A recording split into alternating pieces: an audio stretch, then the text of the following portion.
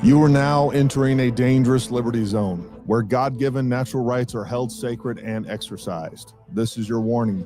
Tyranny, fascism, and censorship will not be tolerated. Ideas will be exchanged freely. Rigorous debate and open discourse is encouraged. If you are weak and your beliefs are fragile, you should leave now. Prepare yourself. We are now live on the Dangerous Liberty Podcast. All right. What's going on, everybody? Happy Wednesday out there, and welcome to another episode of the Dangerous Liberty Podcast, where we know that safety at the expense of liberty is slavery. We got a great podcast for you tonight. We have the most amount of guests that we have ever had by quite a margin. We got a lot of stuff to talk about. And anyways, I want to say hi to everybody over in the comments that I can see. Definitely want to say hi to everybody over at Rumble. I don't see your comments. If you guys want to come over to X, YouTube, or Facebook, I'll be able to read your comments. I will try to check on those every now and then. For everybody else, if you will, would really appreciate if you like. If you're not subscribed, fix yourself. Time now. Go ahead and subscribe and hit that all notification buttons. Make sure that YouTube doesn't pull a fast one on you and not notify you when we make new content. But we got we really do. This is an important podcast and discussion that we're going to have tonight. And now, many of you that know anything about this, you're going to say, hey, this is a personal vendetta. It is personal. There's no doubt about it. But there's a larger, more important part of this that I think is extremely important to me. And I'll give you a little bit backstory on that. But tonight we are going to be doing a debunking of John Cullen. John Cullen is one of the biggest grifters on the face of the planet. We're going to get into that. And the only reason I know John Cullen is because I came across some stuff when I was doing all the J13 investigations. And suddenly I kept getting all these notices about, these muzzle flashes and all the other stuff. Well, I had no idea who this was coming from, but basically I found out real quick that whoever was pushing this stuff, it was just fraud. There was no other way around it. Now I'll show you some of that. So next thing I know, I'm starting getting attacked by him, one of his little lap dogs named Jason, personally attacked. They're threatening to sue me and all this other stuff. Well, next thing you know, we got hundreds of people calling our business. My wife was genuinely afraid, and I backed off. And I actually told my wife, I don't think the right thing is to back off. And I just let it go. And I let it go for 3 months. And they proved me right. I know what type of people they are. They are the same makeup of terrorists and tyrants. If you show weakness or they think that you're willing to back off, they'll do that. With that being said, the other damaging thing that this guy does is, number one, he creates a lot of bad narratives around not only J13, but a lot of other really serious issues. And what it does is it completely undermines the citizen journalist. The stuff that he's putting out, it confuses people. It still can, even the stuff that he has now backed away from. And we'll talk about that. There's a lot of people still believe that stuff. So he puts out misinformation, and whether that is directed misinformation or it's just because he wants money and fame or whatever else and kind of gravitates toward the spectacular, I don't know. But what I do know is that it damages everybody that's trying to do this, because mainstream media has no credibility anymore. And I think it is extremely important that the citizen journalists are taken seriously. And I think, and it's crazy because this guy has been referenced in Congress. This guy has been on major podcasts and just spewing utter nonsense. And he is compelling in the way that he tells stories, but those stories are not fact-based. I'm going to talk about some of his MO, some of his tactics that he uses to convince people of utter bullshit. And then the other part of this is that what he does is when people call him out on his nonsense, he attacks them and tries to get them canceled through Twitter and through other means. So the way that not just me, there's hundreds of people that he has attacked, that he said, horrible things about them. And then, it turns everybody in that space, among other places, against them. And these are people that are trying to do serious citizen journalism as well. And he's kicking them out of that space. He's canceling them. He's silencing them because for whatever reason, he only wants his opinions to be heard. And it's a real problem. And again, I'm definitely going to push back on it.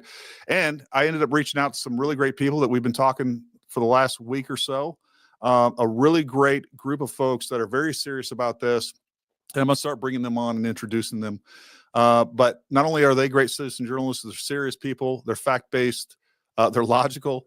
And it's been great to work with them and talk about some of the things when it comes to January 13th or July 13th, rather, as well as many others. So the first one I'm going to bring on is Nate.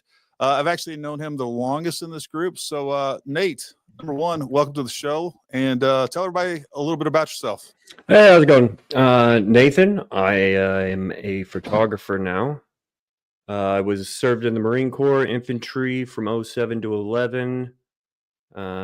Stationed out of Hawaii, went to Iraq and Afghanistan, came back, got a degree in finance, didn't want to use it. And then I did some work with the Department of State, got done with that, and then picked up a camera and decided to become a photographer. Awesome, man. No, and you and I were talking early on. I mean, just probably a week or two after July 13th. But you've done some really good work that we're going to talk about here in just a little bit as well. The other one I want to bring on real quick is Chris. Chris, welcome to the show. Tell everybody about. Look at you. You got a haircut, man. You're looking good, bud. Just for you, just for this very occasion, actually. Chris, tell everybody about yourself and kind of what you do. Well, hi, everyone. Have to excuse me. I was just in the middle of having my bowl of cereal. It's morning time here in Australia. But basically, I'm like a wannabe documentarian, sort of independent journalist. I've done a lot of work on the Ukraine war. Let me know if the fan's a little bit too loud. I can turn that down. It's a bit hot down here as well. That's another factor. But yeah, I've done a lot of documentaries about the Ukraine war going back from 2014 because the news wasn't covering that properly. And I'm generally kind of anti-war. And a lot of people in the East, I won't get into that, but there was some injustice going on there and the media wasn't reporting it properly. So I started researching, learning how to make films. I just, sort of basic editing and compiling and researching. So I had a bit of experience with that. And then I sort of moved on. I did a documentary about WikiLeaks when Julian Assange had his plea deal. When, your country was sort of chasing him and being a bit unfair to him there, but I won't hold that against you. Our government, not our country. Yeah, it's true. Not you, of course, not you personally. I love the American people. Sometimes the government's a little bit doesn't represent you guys very well, I think. And then when Butler happened, it seemed a bit weird, just how that could happen. How could a kid get up on the roof? Right. So basically, I just started researching the basic facts, and basically, I've been at it ever since, just sort of researching everything I can find with my usual style that I've sort of picked up, where I sort of just compile all the evidence, list it out chronologically, and then try and lay it out in a video. And now, unlike my Ukraine ones, I've added some narration. And anyway, I'm probably rambling a bit, but basically, I've done a lot of work. I'm working on a documentary. I've got heaps of research about July 13. And, trying to do serious stuff, trying to get to the facts, not trying to go to sensationalism. I thought there was something suspicious about it. Maybe there is some kind of conspiracy there. I don't know, but I've been looking at it and I want to follow the evidence wherever it leads, separate fact from fiction. Yeah. And I noticed John Cullen early on with his ridiculous theory of people getting shot, all these extra people getting shot in the bleachers and drawing a trajectory from all these mistakes off into the trees. I'm sure we'll get into all that. Oh, we will. But yeah, it just seemed like a bit of just putting out ridiculous nonsense, and it was spreading. And as you said, it was a great introduction about him being in Congress and all those kind of things. And then on top of that, he's a total bully. You try and say, "Oh, no, I don't think that's right. I think you're mistaken here." He'll just call you all the names. I'm sure we'll go into that too. But basically, he blocked me back then. Just ignored him ever since. And then recently, he unblocked me and tried attacking me again, and then blocked me again when I sort of handily dismissed him again. Yeah. And there, I think I noticed he was attacking you at the same time. It's not hard. It's not hard. Oh, that's why he blocks everyone. It's ridiculous. 100%. That's why we've invited him on here, which I think is a great idea. But there's no chance he's going to do it. John, come on. Let's talk about the facts. Doesn't have to be contentious. I know it's sort of, maybe there's a few more on our side. Yeah, maybe it'll be a bit uneven, but I'm sure we can be fair. You should come on. But anyway, we will be fair, and we would let him talk. Mm-hmm. And hopefully John comes on tonight because he has a lot to answer. Come on, John. Pete, Pete, you're up, buddy. Tell us a little about you, Pete. Hey, yeah, I'm just a citizen investigator. I'm interested in finding the truth of all things involving July 13th, and along those lines, I'm also feel compelled the truth to dismiss and refute July 13th, and along those lines, I'm Pete, if you also will, or somebody out there. feel compelled the truth of Hold on. Let me get off. July 13th. Yeah. Anyways, it was old gold. All right, we're good now. So, old gold, if you come on, you want to do an intro, cut your audio or just type somewhere and let me know if you want to come on or not. Yeah. So, and I'll tell you, folks, there's a couple of people on here that want to remain anonymous, and here's why. Because John and his little minion, Jason, they constantly threaten to sue people nonstop. Those threats are silly. You cannot sue somebody because they're fact checking you, but they have convinced X and everybody on X. And I know a little bit of this, for all the people that know me primarily from YouTube and Facebook and things like that. Some of you may not know what's really going on, and I get it, or may not know the dynamics behind X, and formerly known as Twitter, right? So, but they have done a real good job of just scaring people, and I've gotten a bunch of direct messages saying, "Hey, Gary, thank you for this. John did this to me. They did this to me. They came after me. They said they were going to sue me." And it's nothing. And these people are being extremely reasonable. They're being respectful, and they are saying, "Hey, you know what? I just think you're wrong here, and here's why." That is too much for them to handle. They are complete turds, to say the least. What I want to do real quick, does anybody else have anything to add to that? Chris, Nathan? Oh, I was just going to say that people have done the same thing. They've gotten a hold of me and said that John did this, he said this, and then they were just, I don't know, they had videos that they wanted to get fact checked, and they would send them over, and I would say, "Hey, that's a bush monster," or "Hey, there's something there." And there wasn't any name calling or anything. The truth won't insult you. Yeah. That's what I told people. Yeah. And John insults everybody that goes against his narrative. 100%. 100%. And it's because, they're so insecure and they're so worried about being called out. Because look, some of this they have to know. They are either complete idiots, or they have to know their intention. And folks, by the way, somebody contacted me and said, "Well, Gary, he has like 50 subscribers on Patreon. This isn't really about money or whatever else." And I was like, all right, let me check this real quick. So first of all, he has almost 1,600 paid subscribers. That subscriber money goes from per month. That's kind of depressing. From $5 all the way up to $1,000. So, if on average he's getting about $20 a person, we're talking about over 30 grand a month that he has built up on lies. And these lies that we're going to go through that he presented has also gotten him appearances. Number one, literally at least 2 Congress people have referenced his work, which is a real problem, and it destroys their credibility. There's been multiple people on nationally syndicated podcasts that he's been on. So this is a shtick that gets him a lot of attention and does get him a lot of money.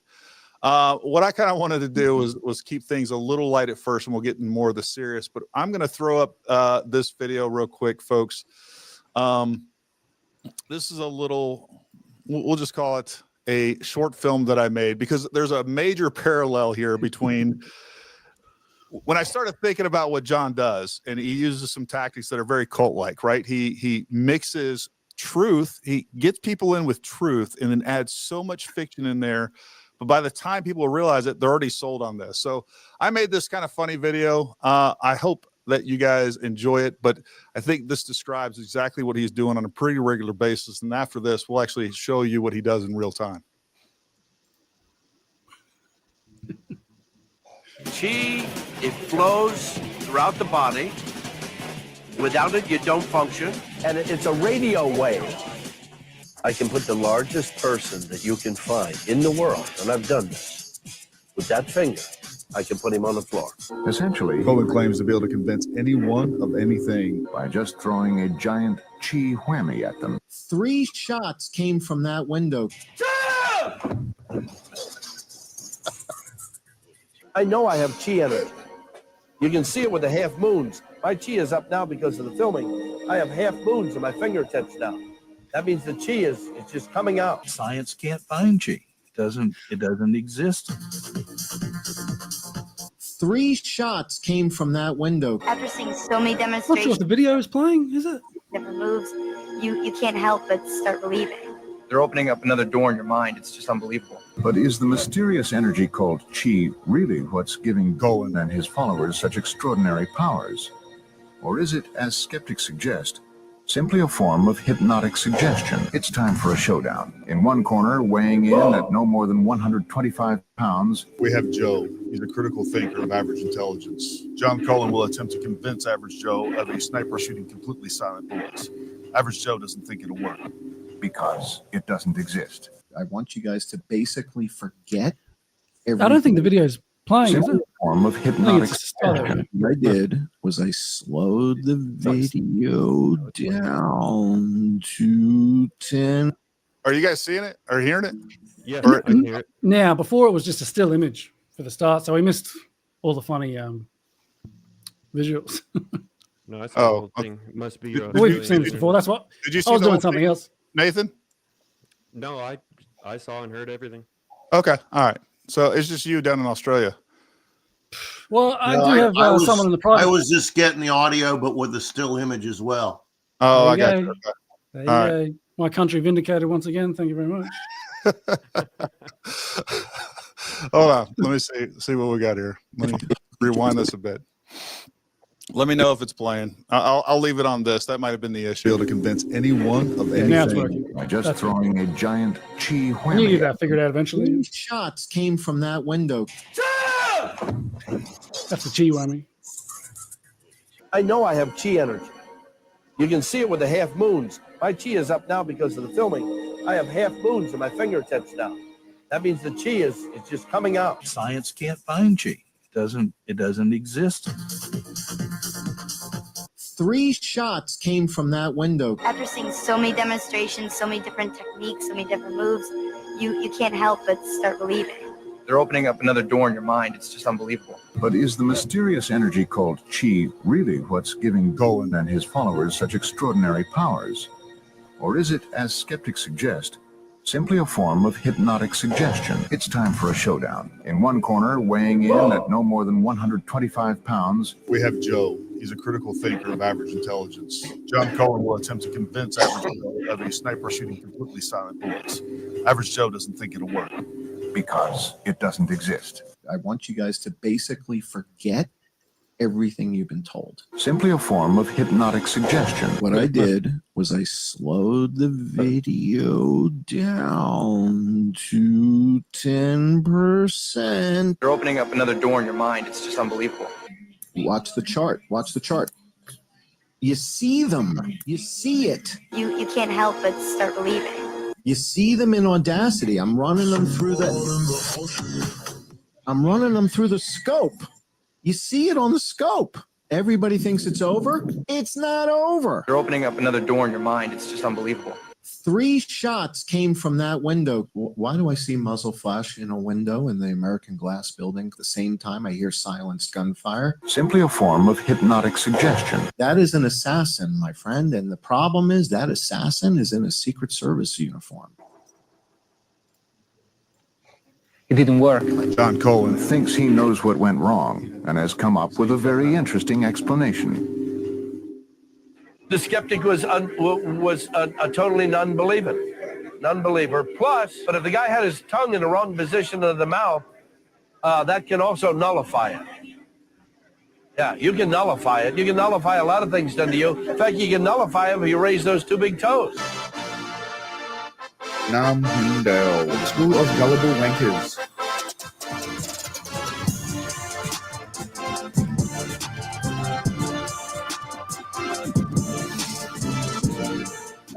jujitsu techniques allow you to defy the laws of physics, gravity, and other scientific principles we follow every day. You can't help but start believing. We got simultaneous gunfire. All right, so that's Wow.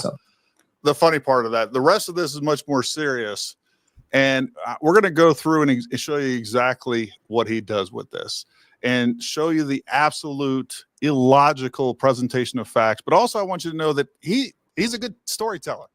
All right, he is a very good storyteller. He leads people along. He starts showing you bits and pieces, and again, it's normal cult-like behavior, cult leader behavior of how we get to make people believe bullshit. Sonic, bro. And I found them. And now I'm going to show them to you and everybody watching the podcast. Here we go. Oh, fuck. What I did was I slowed the video down to 10%. Right there, folks. He's admitting that he's manipulating evidence right there in front of the person that he's presenting it to. And they don't even realize what's going on here. To make something sound like he wants it to sound, we had to manipulate and slow down the audio. And we're going to do a comparison side by side in just a moment. Oh, shit. Watch the chart. Watch the chart. You see them. You see it. Now, if those sounds were actually played in real time, and by the way, we have the real time audio, they would be clicks, just simple clicks that you would never associate with any sort of suppressed shot. But for those of you out there that haven't seen suppressed shots, you're not aware of that, I'm going to show you a very quick demonstration to show you the difference so that you see it from yourself of what's happening. All right, so I took this video. That is a suppressed subsonic shot. And that is taking it from as close as I can get to where I know, because I've been to Butler, I know where that video was taken from. So at the same proximity, I just showed you what an actual subsonic shot sounds like. They are not anything like what he just showed. We got 78.5.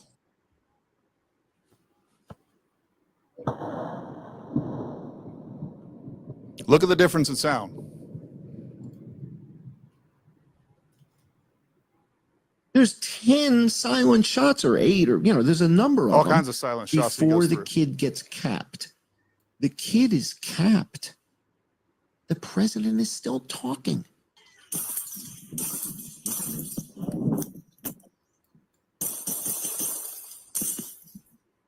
Now everybody thinks it's over. It's not over. 3 shots came from that window, Clay, and 5 came from a nearby tree because the crack thump is different. I got a 0.22 on the first 3 shots. I got a 0.212 on the other 5. Look at the window, Clay. Who's that? Who's that, Clay? Why do I see muzzle flash in a window in the American Glass building, Clay? At the same time, I hear silenced gunfire. That's what a suppressed subsonic shot looks like as far as muzzle flash. You cannot have both things. You can't have excessive muzzle flash during daylight hours and be shooting suppressed shots that are subsonic. Those two things don't exist. 73.3.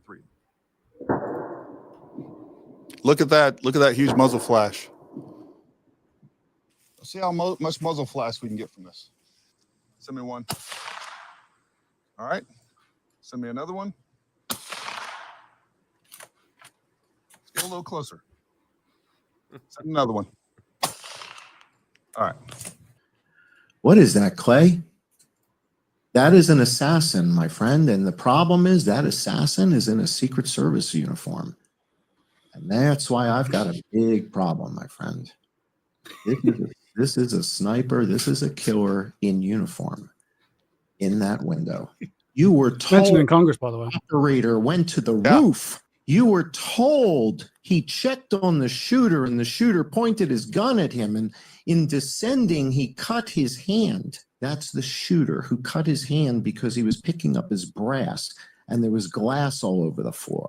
The shooter is the guy who cut his hand, Clay. There was blood in the... I want us to just sit and just bask in this for a second and think about what is actual fact from fiction and what is just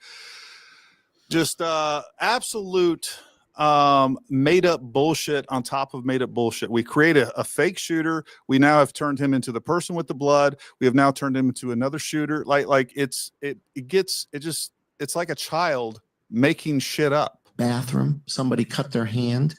He went to the roof to check on the shooter. First thing I see a shooter, I draw my pistol and I fire in the air. Bang, bang, bang, bang, bang. Okay. I know there's a lot of Ellie and military in this audience. If you want to lose your job real quick, go ahead and use your pistol as a freaking signal device. The stupidity of what this man is saying is lost on him. He is so effing dumb and so ill-informed on anything to do with law enforcement tactics or anything else. It is absolute. You would be fired. You would never work in law enforcement ever again if you ever did that. Period. Uniform. And I see a guy on the roof with a rifle. Well, I'll call an officer down. I'm gonna lie. I'm gonna call an officer down. That's what he said. Get everybody over here. Let me show you how this lines up ballistically. All right. So why is this? All right, real quick, if you got that video handy, Nathan did a really great job when we were working on this before. He kind of showed what those flashes actually were. And I want you guys to see what those flashes really turned out to be. Nathan, take it away. All right, here we go. All right, let me share your... Shocking new evidence in. On July 13th, 2024, a guy commonly referred to as the red shirt guy captured video footage using his phone. The light you see in the window at different keyframes is a SUV facing the window parked by the tractor.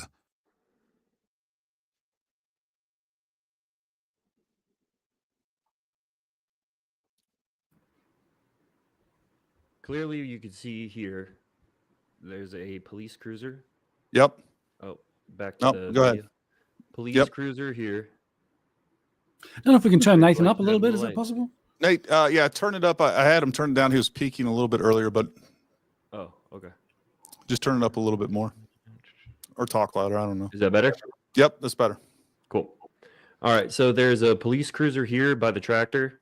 Mm-hmm. Its lights reflecting right here. 2 and 2. Yep. And it, like, folks, it's just, number one, it was never, ever muzzle flash. And Never later muzzle on, flash. and later on, we were able to see this. And number two, there's multiple videos afterwards that show that the window was never broken. It was just never broken. Let me see. Let me throw this back up here real quick. We'll go back to this real fast because I want you guys to see some of the other just blatant lies, and then we're going to get into his most current theory and nonsense in just a second. And this is going to give you the goosebumps. How's that for a trajectory match? A shooter in the window of American Glass. Now, if in fact they tell us that they found, it's weird. We found these subsonic 223 casings in the room down. Well, then, then it's not 300 blackout. It's subsonic 223. But until there's evidence. Still looking. Okay, that's the first. Suddenly he wants some evidence because he sure doesn't mind not using anything that any credible person would consider evidence to present any of these nonsense theories to begin with. But until he gets evidence, he's going to stick with 300 black. And where did he get 300 black? Just out of his ass. Like, there's no evidence of that. There's never been any evidence of it, and including this right here. Otherwise, I'm going to go with the 300 blackout subsonic. The other thing is, He's got the dots in the window. That's evidence enough, surely. I think Mike Adams said he thought he detected silenced gunfire. I was like, yeah, there's like 14 rounds of it, though, bro. It's not one shot. Right. There's other people who are saying, well, we see muzzle flash in the window. Look, I want you to listen to this logic. We see muzzle flash in the window, but there's no gunfire at that moment. That's not true. Nobody has realized until this moment, or last night on my podcast, that even though the shooter shooting a suppressed weapon, gunfire. You still never explained how that there's no sound associated with the muzzle flash, you moron. You've never explained that. We are going to say, oh no, there's another weapon with that is shooting silently, but we don't even see its muzzle flash. We'll get to that in just a few minutes. But we just deflect. We don't even address the elephant in the room, which is, okay, we see muzzle flash. We don't hear any shots. Why is that?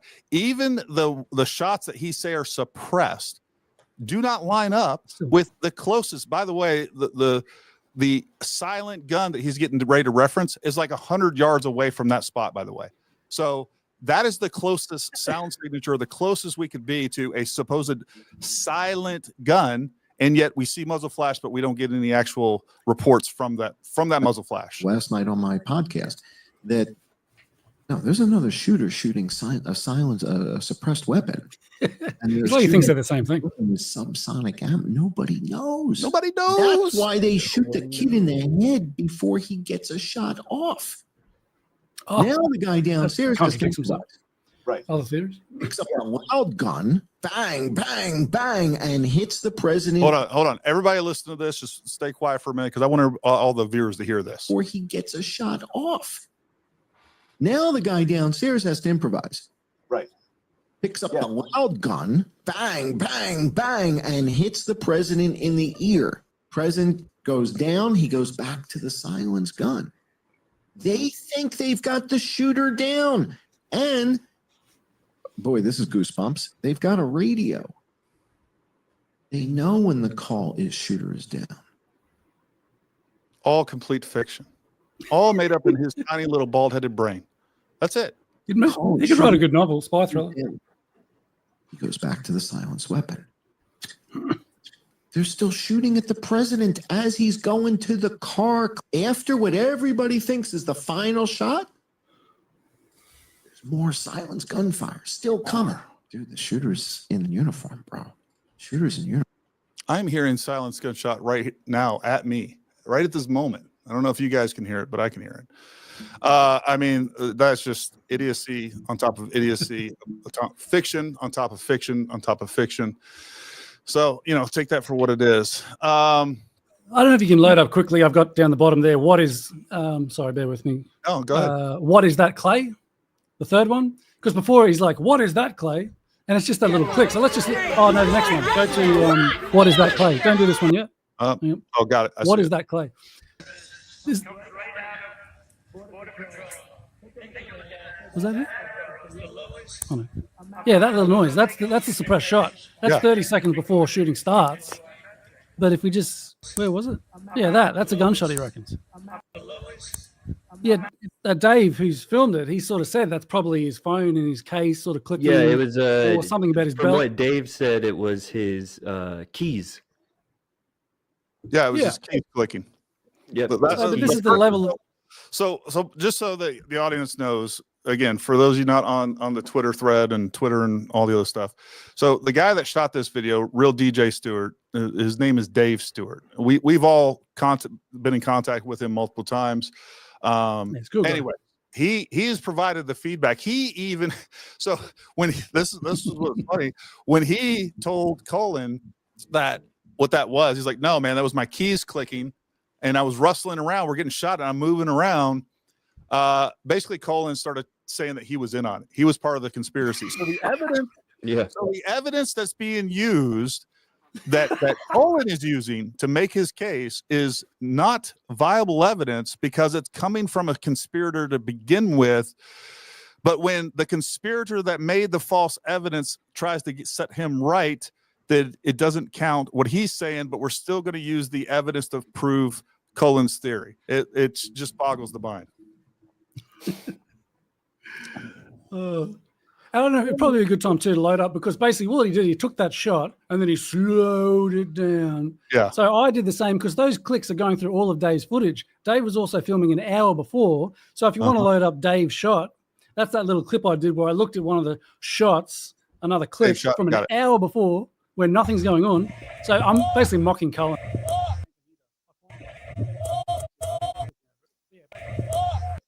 Yeah. So if you guys aren't picking up what we're putting down, this is an hour before the shots. We hear the same clicking sound when obviously it's long before any events actually take place. I mean, it's like debunking your kid's freaking pretend session. I don't even know what to say. It's almost laughable. What else you got, Chris? Oh, because I tried bringing in a couple of sort of experts and stuff to sort of help look through the different theories and stuff. In a way, it was sort of hard to get them to bother because they're just like, that's ridiculous. That's not even worth debunking. That's just so stupid. Like a Yeah, tree and it being wouldn't shot even be that big of a deal, except for, again, he's gotten national attention on this. He has changed the mind, between people contacting me on YouTube, even when early on, when, like I made several videos that got over 1 million views on this topic, and people were contacting me and saying, no, you're wrong because of this. I had no idea where these crazy lunatic theories were coming from, but they were coming from John Cullen. Yeah. Yeah. So I don't know if you can go back to that Dave shot. Just finish it because I do it Cullen style. Oh, actually, before you go there, can you show? I'll present my tab. Uh-huh. Bear with me. Yeah, Chris, you're the only guy here that has 18 tabs down here that I got to manage. I can't help that I bring in so much evidence and facts. I could have phoned it in with one video, but Fair enough. Here we go again. Podcast. But share Chris. Gotcha. Video Chris. All right. So this is another one of his videos. He isn't talking about, but this is him, his channel, Johnny Hoover or whatever. But this is definitely him. And it says at the end of the video, John Cullen or whatever. Yeah, I am John Cullen. Yeah. But yeah, same thing. He takes that little click. I think this is the one that we showed before, 30 seconds beforehand. And just tell me if you can hear this. So that arrow is the lowest. Can you hear that? Yep. We can hear it. I got to put it on my speakers to hear it as well, so I'll turn that down. Hopefully it doesn't cause any issues. But yeah, not only does it make it to click, because I guess there's maybe 3 clicks, so he says there's 3 shots around here. And I didn't catch his little crazy. Bro, there was like 10 shots. He's only, well, I don't know why he's only saying 3. In a way, he's covering up. He's trying to say, well, at one point he did say 14, but over the hours, there's probably more than that. I went through and found at least 10 myself, just quickly. But yeah, so he adds on, I didn't catch all his little wacko theory before, but I guess someone shooting the gunman. Yeah, he said someone took out the crooks before he even got off a shot. Yeah. So I guess that was one of his theories for a while. He didn't even shoot. He was up there, but then someone took him out, and then someone tried to take out Trump. Yeah, that was one of the clips that I just saw. He basically was saying they shot crooks before the actual shots even started. And he said, I don't know if I took it out or what, but he actually said that crooks never got a shot off. He says that in that podcast. That crooks never got a shot off. He didn't do any shooting whatsoever. It was the guy in the bottom. The guy was shooting 2 guns. He had to switch back and forth. He had to improvise. He had to do some crazy shit, Chris. All right. Oh, of course. I mean, we just don't get it. We're just not in the know. Nope. We don't have the expertise. We don't understand the complexities of these kind of operations like John Cullen does. Yep. But he changes his mind all the time because I was just watching the Weinstein thing, and he likes to dismiss that of like, oh, that was so early. But he says things with such confidence. But then it was like Crooks was on the roof talking to the guy on the tree with walkie-talkies, and they timed their bullets to fire at the same time within a millisecond. We'll come to that later. But just, yeah, at that point, basically the people were getting shot from 2 angles at the exact same point. One of them was Crooks. But now I'm hearing Crooks was taken out beforehand. But as he said, and I wish I'd queued this up. I didn't have time to go through all the things I was going to point out. But at one point in the Weinstein interview, he keeps saying, I don't care if I'm wrong. I don't care if I'm wrong. And he's trying to make it like he's some sort of, it's funny. It's like, yeah, it's obvious by the way you just throw out theories like based on nothing. But he tries to frame it as if he's just putting out hypotheses, and he tries to make out he's like some sort of faux intellectual, talking about inductive reasoning and all this kind of stuff. And I just put out hypotheses, and I'm not just saying this. I just put out some evidence, and let's look at this. But it's not. He just latches onto some ridiculous thing. And whatever he's presenting, he presents as if it is, it's as sure as gravity. He's like, look at the evidence. And by the way, when you, and we've seen this multiple times on Twitter, if you present him, and it's not even me, just watching from afar, if you present him with one of his last week's ideas to debunk this week's idea of his, he's going to call you all kinds of names, and then he's going to block it because he can't even stand to be presented with his own evidence. That's the crazy thing.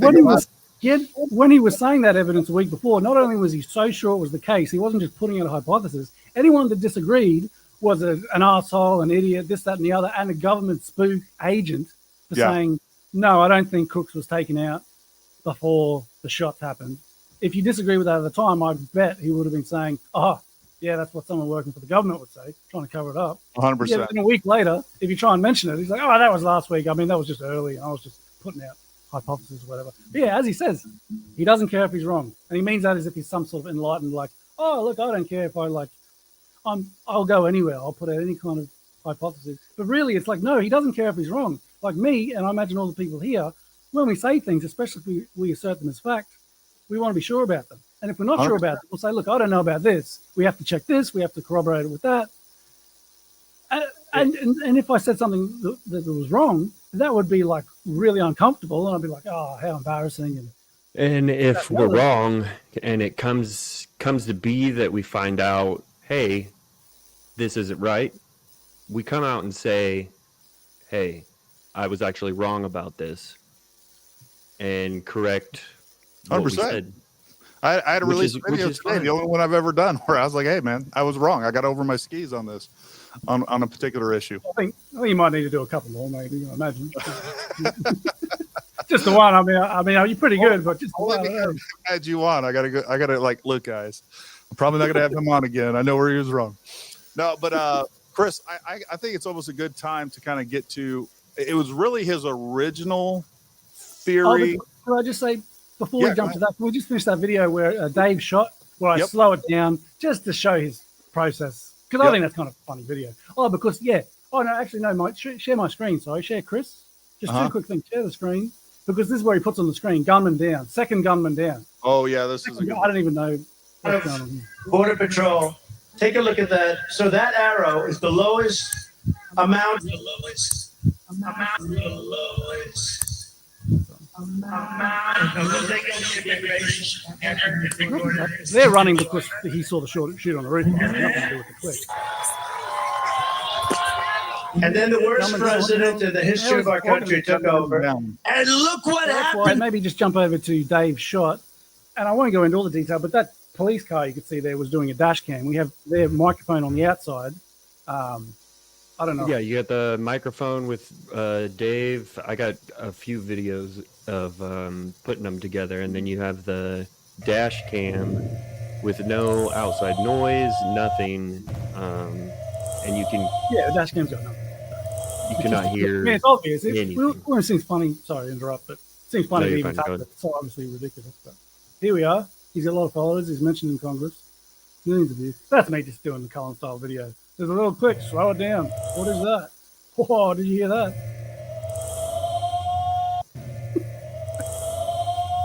So look, I can do Cullen videos as well. You know, I can do it all.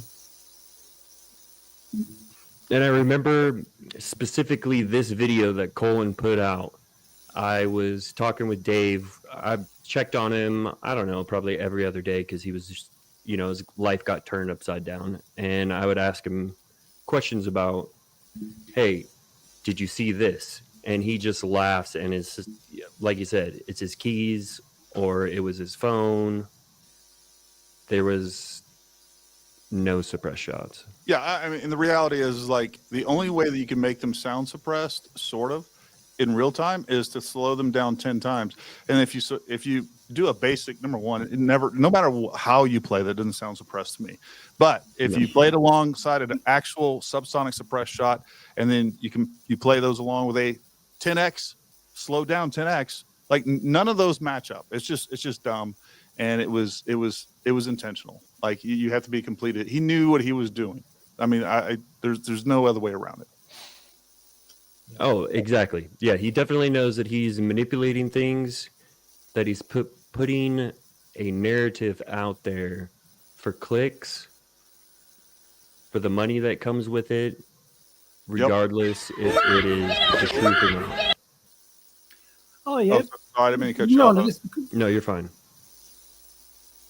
Yeah, but we want to go into this one because this is a quick little fundamental thing too. Because before we go into the nitty gritty of like him trying to say that this many bullets came from here, and maybe you had some suppressed bullets that we can't hear, and he tries to make out that the bullets we hear are coming from somewhere else. But then if you sort of push back and have evidence otherwise, then he can sort of wiggle around and say that they're sort of they're suppressed shots that he seems to take as silent shots, when obviously they're not the same thing. You can still hear them. But yeah, that's the whole other thing. He's crazy with. Well, I haven't looked into the Vegas stuff, but I imagine, judging by this, it probably has some errors in there somewhere. But yeah, so basically, it's good to establish that. See, people are reluctant to accept that 8 shots came from this guy, and I completely understand it. And I still, I still go back and forth sometimes. But I think just because it does seem a bit strange, doesn't automatically mean there has to be two shooters. There can be, and I don't know for sure, but let's say there is some kind of conspiracy to maybe let this happen or whatever, or, Sure. hold back, the needed resources for protection and counter surveillance teams and all the stuff that you probably know, or definitely know a lot better than me, Gary. It doesn't mean that there's two shooters. There could be one shooter plus some kind of conspiracy. People will counter that and say, well, if it's some kind of conspiracy, why would they allow it for one guy? I would sort of say, look, we don't know how these things operate. It's possible that they sort of like, oh, let's just let this happen, even if it's got a small degree of possibility. Sure. Happening. And if it doesn't work, as long as we have enough plausible deniability, or whatever the term is, I'm trying to say, all smart here. I hope I'm doing all right. But it's an assumption that people have, and I completely understand it, that something's a bit weird. There has to be two shooters. So if there are people out there that are open to some kind of there's two things here. Like you said, number one, the biggest problem is that he presents everything as like hard, solid facts, and he posits certain things that he says is undeniable proof, and it's as deniable as possibly can be. The other part of this is number one, when someone clearly debunks what he has to say, it's also his reaction to it. So those two things, those are some of the major problems. And the other problem is that he does intentionally, at a large scale, attempt to shut down any discourse on whatever topic is that's being discussed. Like, he doesn't have all the answers for J13. I don't, you don't, we don't pretend to, but he does. And anybody that clearly debunks what is so easily debunked, and we're going to get to his latest theory. It is like just in the last couple of days, it's the first time I've even re-engaged on any of this stuff in months, but like it's pretty easy to prove that what he is suggesting, both at the beginning and now what he's currently suggesting, which kind of align and kind of went back to each other, easily proven wrong, not plausible in the least, for a multitude of reasons. Go ahead, Chris. Yeah. So with this video we're going to queue up now, just last night, and like I'm not an expert at this or whatever, and I only sort of did this last night, but this is what's another reason what's funny about it. Cullen has had months to come up with all these crazy theories. I have been doing a documentary, but it's sort of on other things, mainly like when just the chronological information of when the various bits of information dripped out, and I won't get into it now, but I haven't really focused so much on the bullets and the trajectories and all that kind of stuff. So I gave it a serious crack looking at the audio evidence and the visual evidence. So I basically got a two-step process that I think right here in this 1-minute clip proves, or almost definitely proves. I love to hear what other people in comments. And Your audio's cutting out for some reason, Chris. Oh, so I don't know what it is. It keeps turning itself down. I'll have to keep an eye on that. Maybe it's Cullen hacking into my little mixer. Anyway, so that should be better, yeah? The real government agent. Yeah. All right, you ready to play this?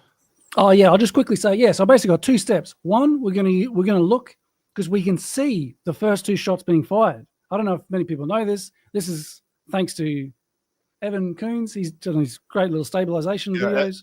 Evan Coons, if you guys are on X, go follow Evan Coons. Also, go follow Christopher Todd Nolan. He's a great guy to follow, as well as NWK. Yeah, Gary's not too bad too. Gary's pretty amazing. Hopefully everybody here is already following us. NWK Photography, go follow Nathan over there. And I think most of the other people that are in this chat right now in one form or another don't want to be publicized, so we'll leave it at that. We'll maintain operational security. Yeah, but basically, so what I want to show you, you can see shot one, you can see the casing, and it's hard to see. So look, people watching this, you probably might have to cut out again. All right, hang on, just wait one sec. I'll turn my fan down. Turn your auto features off. Somebody mentioned that. It's because your toilets spin the other way there. It could be auto features. So and Pete, you jump in here anytime. I'm waiting for you in the wings to jump in and add any commentary. Yeah. So how's my audio now? It's good now. Better. Okay. So yeah, I guess auto features. All right, live and learn. But anyway, yeah. So basically, the first shot from the side, I think the audio is a little bit out. There might be logical explanations for that.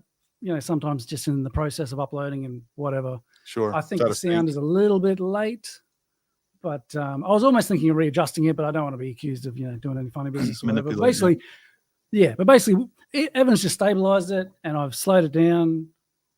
He slowed videos down too, but I sort of just got the full one from him and slowed it down. So yeah, you can see the casing coming out of the gun. You can also see the recoil just slightly on your shoulder. That's shot one. From another angle, you can see the gas from the gun coming out. That's shot number two.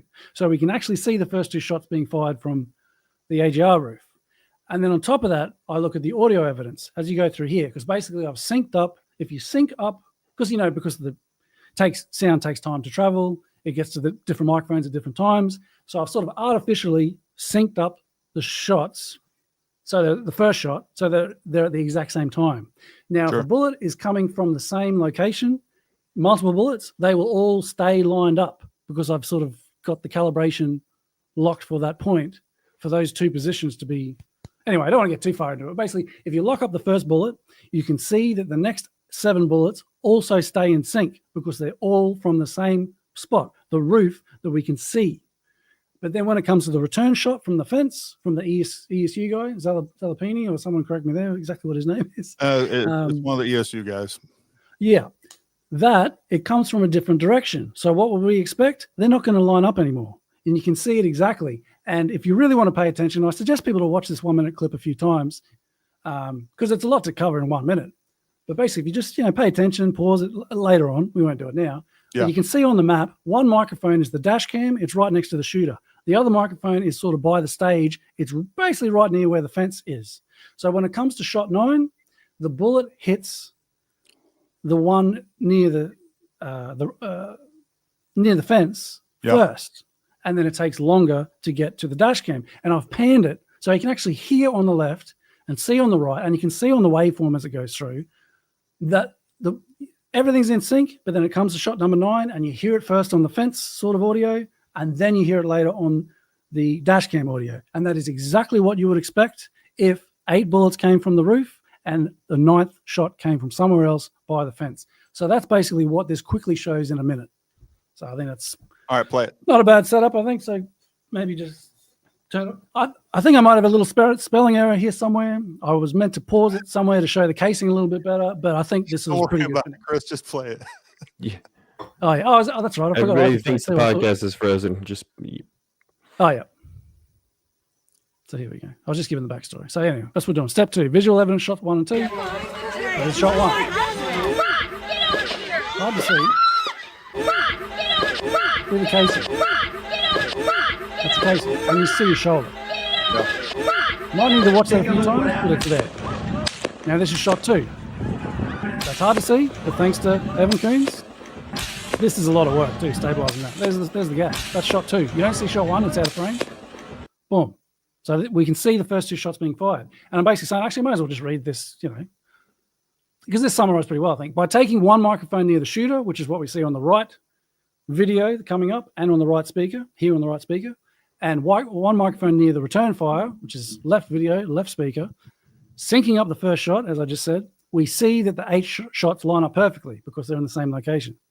Shot 9 reaches the left microphone by the fence before it hits the dash cam microphone on the right because it's at a different location. One of the reasons this is so important, folks, is because there's a lot of folks saying that Crooks didn't shoot.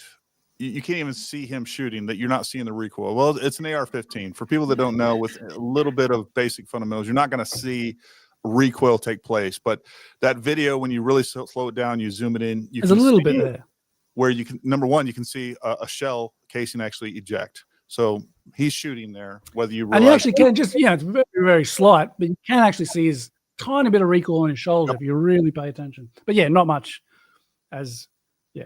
I mean, I know nothing about guns, but even I've learned that AR-15s don't have very much recoil. But I keep thinking, here we go. Is that playing? No, just wait. No. Just wait for people to read, I think. Hopefully it's, just wait. I think it's, I paused it so people can read it. They all line up.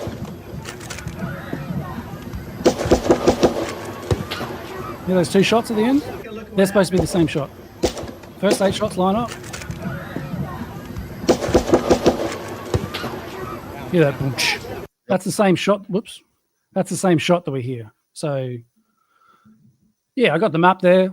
Shots 1 to 8 from Crooks on the roof. Shot 9 is from Zella Pony by the fence there. See the right camera, the dash cam, that's where it is, right next to Crooks. The left camera is that's where it is by the bleachers there, pretty close to the fence.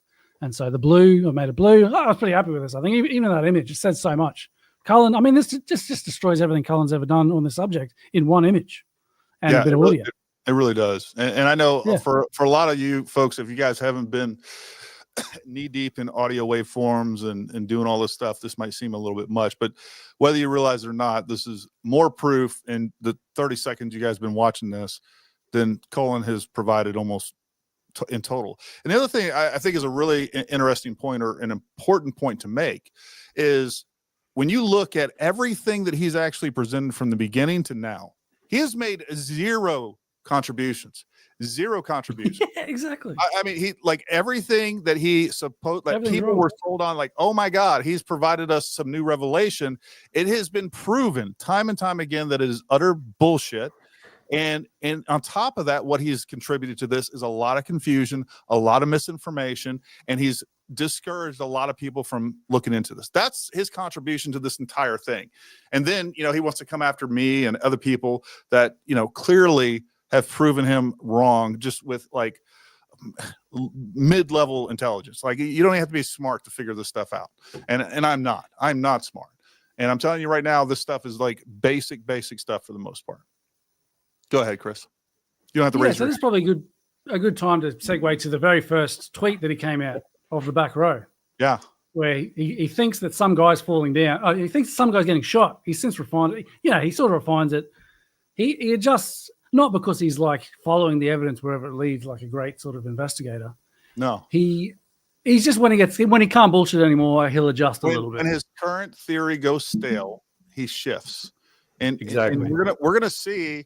I'm telling you, like, number one, a lot of people are going to see this. A lot of people are going to come back and look at it and all this other stuff.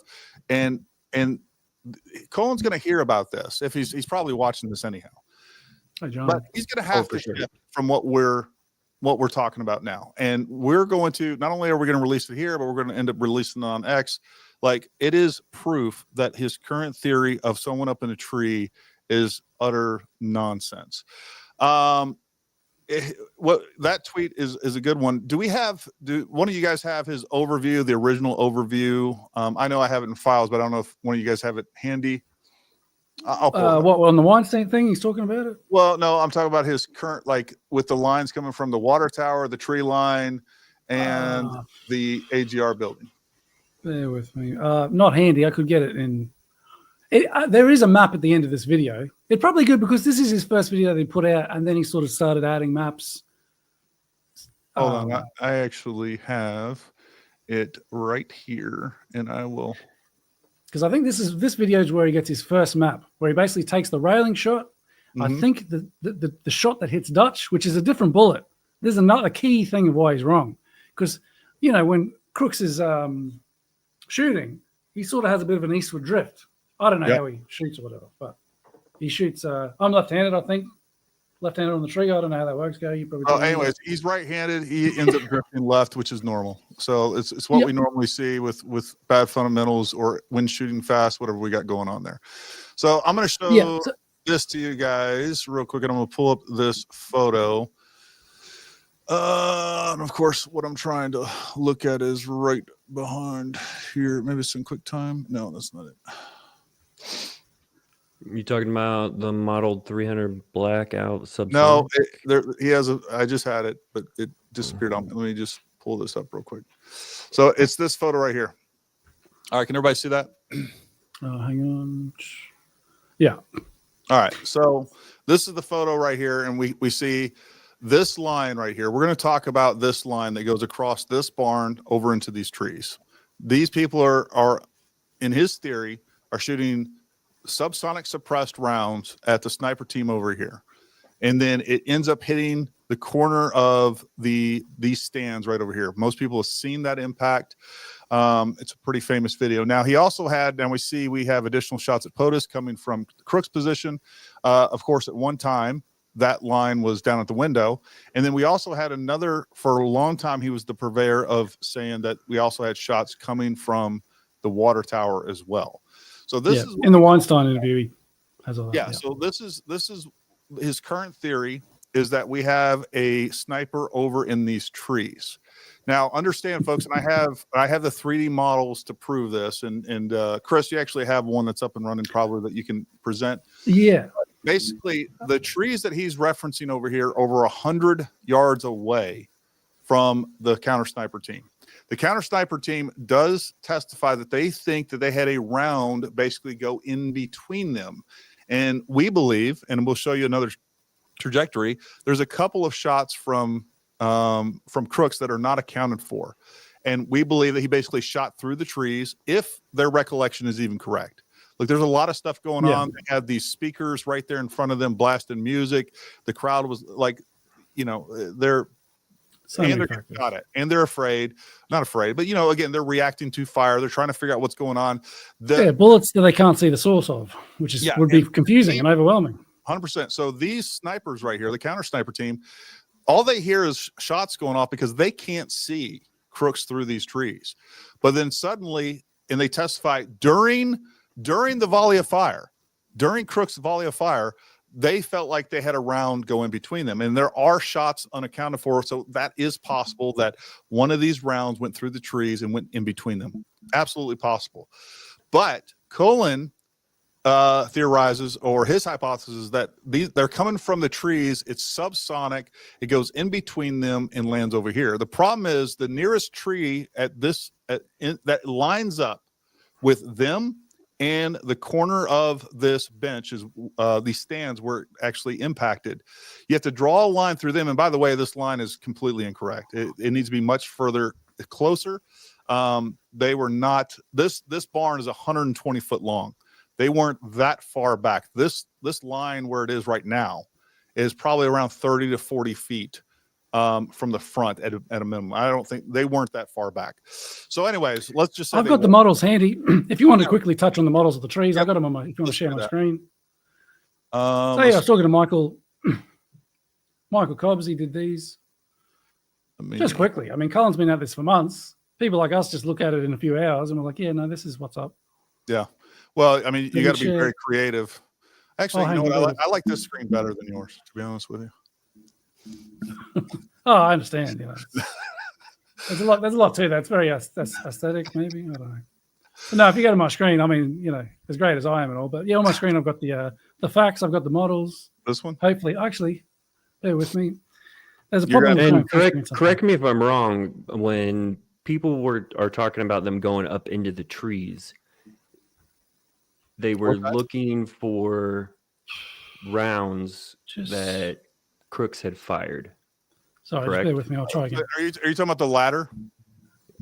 Yeah, into the trees. So when everybody thought that they were, so they were never doing that. That picture was very deceptive. We actually have a better view of that. That ladder was actually on the fence, and they were scaling over it. They were never even there. It was actually a lot further from the trees than people. Yeah. It looks like. So all they were doing was using the ladder to get over the fence that was locked. Yes. You just go to my. Sorry. Just bring up my screen when you're ready. I'm just saying. Wrong, but I'll fix it. There's probably people that are going to be watching this that are curious and wondering the same thing. Sure. So there's a few pictures from Michael's model. I've actually got the model here. He uses the program Blender. I don't know how to use it, but so basically all these things. He says, as you can see in the shot here. Oh, what's going on? That one. All right. So he basically said he used GIS data. This is all about a little bit over my head, but that's how he got all the buildings accurately. So he expanded the model with trees, extra buildings. So here you might have seen that shot that I think Elo Crane, filmed from that sort of window behind the shooter on the second story. Anyway, so he sort of used that to sort of help model with his trees. I guess that's what's going on there. He's added them into his little model, as you can see.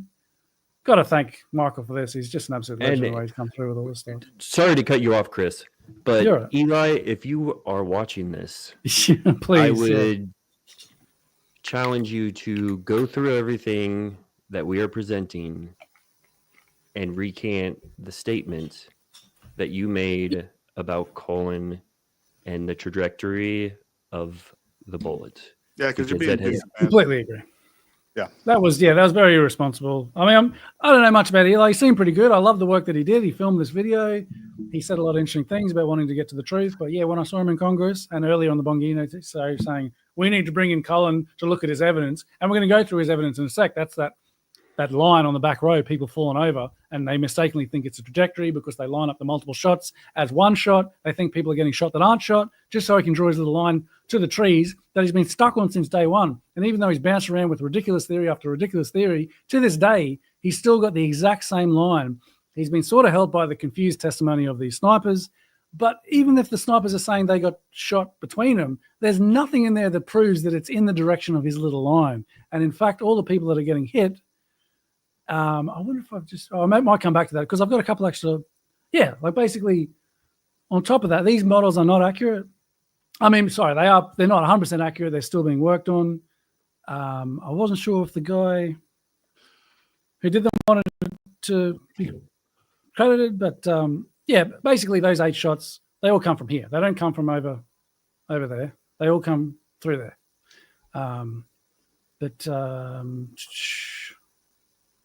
I think lost where I was going there exactly, but I'll get back to the models of the trees. So much information. Yeah, we hit all these things, and it's hard to remember it all.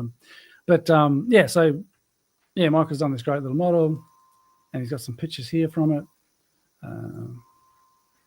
Bear with me. I've got a million programs, so it's hard to do it. But yeah, so basically, I think he said here, I might bring it up just quickly. Bear with me 2 seconds. But basically, I think this is, so he's got that little circle. I don't know if you can see my cursor. Sorry, bear with me. All for a good cause, it'll all be worth it, all the build-up. But I think he's got there. My God. Yeah, we're waiting. This is the appreciation I get, all this beautiful work, and it's like, come on, get to it. All right. I'm sorry, Cullen's had a few months. We've had a few days. Anyway, so can you see my cursor? I can't go back and forth. Indeed. To check. But so basically I think he's measured the trees. He's basically got someone basically right near the top, and I think he's put a camera in there to see what excuse me, what can he see from those trees? And it's basically nothing. So can't even see.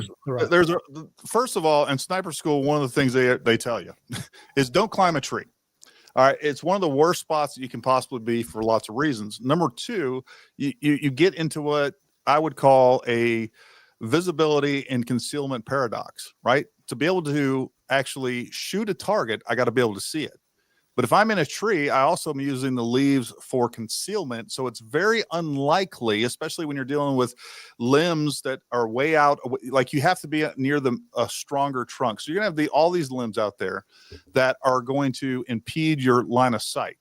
Now, here's the other thing. Look, the Hercules 2, the counter sniper team, is 100 yards from where they're saying that tree would be. A guy with binos would see a grown man in a tree at 100 yards. They scanned all that area the whole time. They were scanning back and forth. The other part of this problem is look at these trees that we have right here. Like we're going to talk about the height of these trees in a second, which is also a major problem for their silly theory. But you can look at this, you're only going to get up about 50% of that tree to where you get to a point to where it's not going to support a grown man. One of the things that Cullen says is, they would use a climbing deer stand. Have you ever been to Bass Pro Shop? They sell climbing deer stands. Well, Cullen is too much of a New York City slicker to even know what a climbing deer stand implies. You have to get rid of all the other limbs to use a climbing deer stand. You can't really even use a climbing deer stand on a tree like this. So the whole thing, and you would have to be pre-positioned there. Like the whole thing just on that. And I'm about to prove to you in just a second that it's also ballistically impossible for what they're talking about to actually take place. So just like I said, this position is 100 yards from approximately 100 yards from the CST position, Hercules 2, which, by the way, folks, I have a 3D model that we went out there with a mapping drone. So we have these distances exactly real time, not provided online, not Google Earth, exact distances. So the distance between that tree that they're suggesting and them is about 100 yards. So we are shooting at 100 yards. The banister where that hits, and by the way, that barn top is 20 feet tall AGL, above ground level.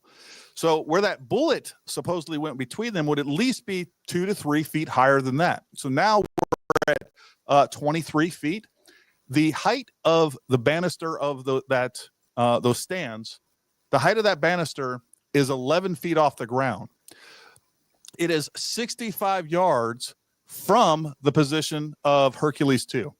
So within 65 yards, number one, we don't have a line of sight from that tree. That tree is not tall enough to see over a 20-foot building and and have a line of sight of the banister. It's not even tall enough. It's not even close to being tall enough. So we can't see it. So then we would have to have some sort of indirect hit, right? So it would actually we'd rely on bullet drop to make that work. In 65 yards, that would require about 11 or 12 feet of bullet drop. You go into a ballistic calculator. I've already made these calculations. Basically what it comes down to is if I used a round doing 1,000 feet per second, all right, basically what it would come down to is in that amount of time from 65 yards, that bullet would drop 1.37 inches. I'm sorry, 1.37 feet. That is the most I could drop. Now let's double it. Let's add some variables. Maybe they loaded it light. Maybe it was a different projectile. Let's add some variables. We're at basically 3 feet. So it would miss that bench, those stands, by over 10 feet. It would fly over. There's no way to make that round hit where it did and line up with the counter sniper team. It's impossible. It's ballistically impossible. Yeah. Yeah, it's a joke. And that's what these models, sorry, bear with me. Yeah, that's basically what these pictures show. That's the camera in the tree there. These models aren't 100% accurate, but they're pretty close. And basically from this angle, it's hard to sort of make out. I can go back over the model. But basically, yeah, so there's the sniper from the tree, basically right up top of the tree. Okay, you can see right up the top, which of course is, there's no chance. You're not going to be, excuse me, you're not going to be right up the top of these trees. But let's just give him, the best possible scenario for his Tarzan theory, I call it. I think that should catch on. It's just not going to work. So he's right up the top. He gives him the best possible view of it. And even then, and as I said, it's hard to work out the exact size of the trees. And those types of trees, it's physically impossible to climb that high into the tree. 100%. And we still run into the problem. Forget about the ballistic problem. Forget about the climbing problem. The other problem that you're going to run into is that tree is only 100 yards away. And if the shooter had a line of sight on the snipers would have had a line of sight of them. They're scanning those tree lines with binos. They would have definitely seen a man inside that tree. And by the way, the amount of time that person would have had to have spent in that tree is unbelievable. It's at least 6 to 12 hours. I mean, the amount of time to get up in that tree, not be seen, stay there. Never mind the fact that trying to exfil out of a tree. That's one of the big problems that why snipers don't climb trees. It's really hard to get down. All right. You got to get down quickly, or you just stay there for an extended period of time. And it would probably be overnight or something like that with the amount of investigators and law enforcement that was on station. So the whole thing is absolutely. I agree with this person right here. It's dog shit stupid. That sums it up better than anything. That should be all we have to say, really. It's just as crazy as an IR laser. Oh, yeah. So, folks, when they realized the muzzle flashes in the windows were ridiculous, they switched to an IR laser. They're saying an IR laser. For those of you that don't know, the problem with that is that an IR laser is invisible to the naked eye. So it's not going to create the glare and the things they just switched to one dumb. I feel like I've told this to Chris and some other folks. I feel like John Cullen is the Borat of the internet, of the conspiracy theory world. One day he's gonna come out and like, oh, I got you guys. I think this is a social experience to see how dumb the dumb shit that someone can say and still get mass followers and still get people to believe them. And even get mentioned in Congress or get on, nationally syndicated podcasts and all this thing. We're being punked. Yeah. It's like a brilliant psychological experiment of humanity and just what they will believe. See, I didn't even know that that's actually what he said. Apparently, he's saying that Cullen said the guy stayed in the tree all night. Cars go by those trees, people walk under them. It's not a great hiding spot. Like, it's absolutely insane. He's got all these theories, which so you can't from here you can't really see the bleachers. Looking from the other way, you can't really see much of the trees. You'd have to be right up there, and it's just basically impossible. He's got to jump through these hoops. That's us estimating the tree to be like 20 meters, which is like 60 feet. I think those trees are closer to 45, 50, but it's a moot point because no matter what, it doesn't work. It doesn't work. Yeah. No. So he jumps through all these hoops, but that's why I think it was good to mention the other theory, 8 shots from the roof. It just all makes sense. We saw it, we heard it, it lines up. So so a shot from these trees isn't going to work. Probably, I don't know exactly how accurate the people are, whether it would take him out or not from that direction. But so you see the plume. People argue about the direction of it or whatever. Michael, looking at it, basically had it in the angle that you'd expect, being shot from crooks. Oh, this is a great point too. Yeah, so people try and say, this tough old bird would be hit. Not necessarily. There are little gaps between the people where a bullet could come and hit Trump's ear and come through there.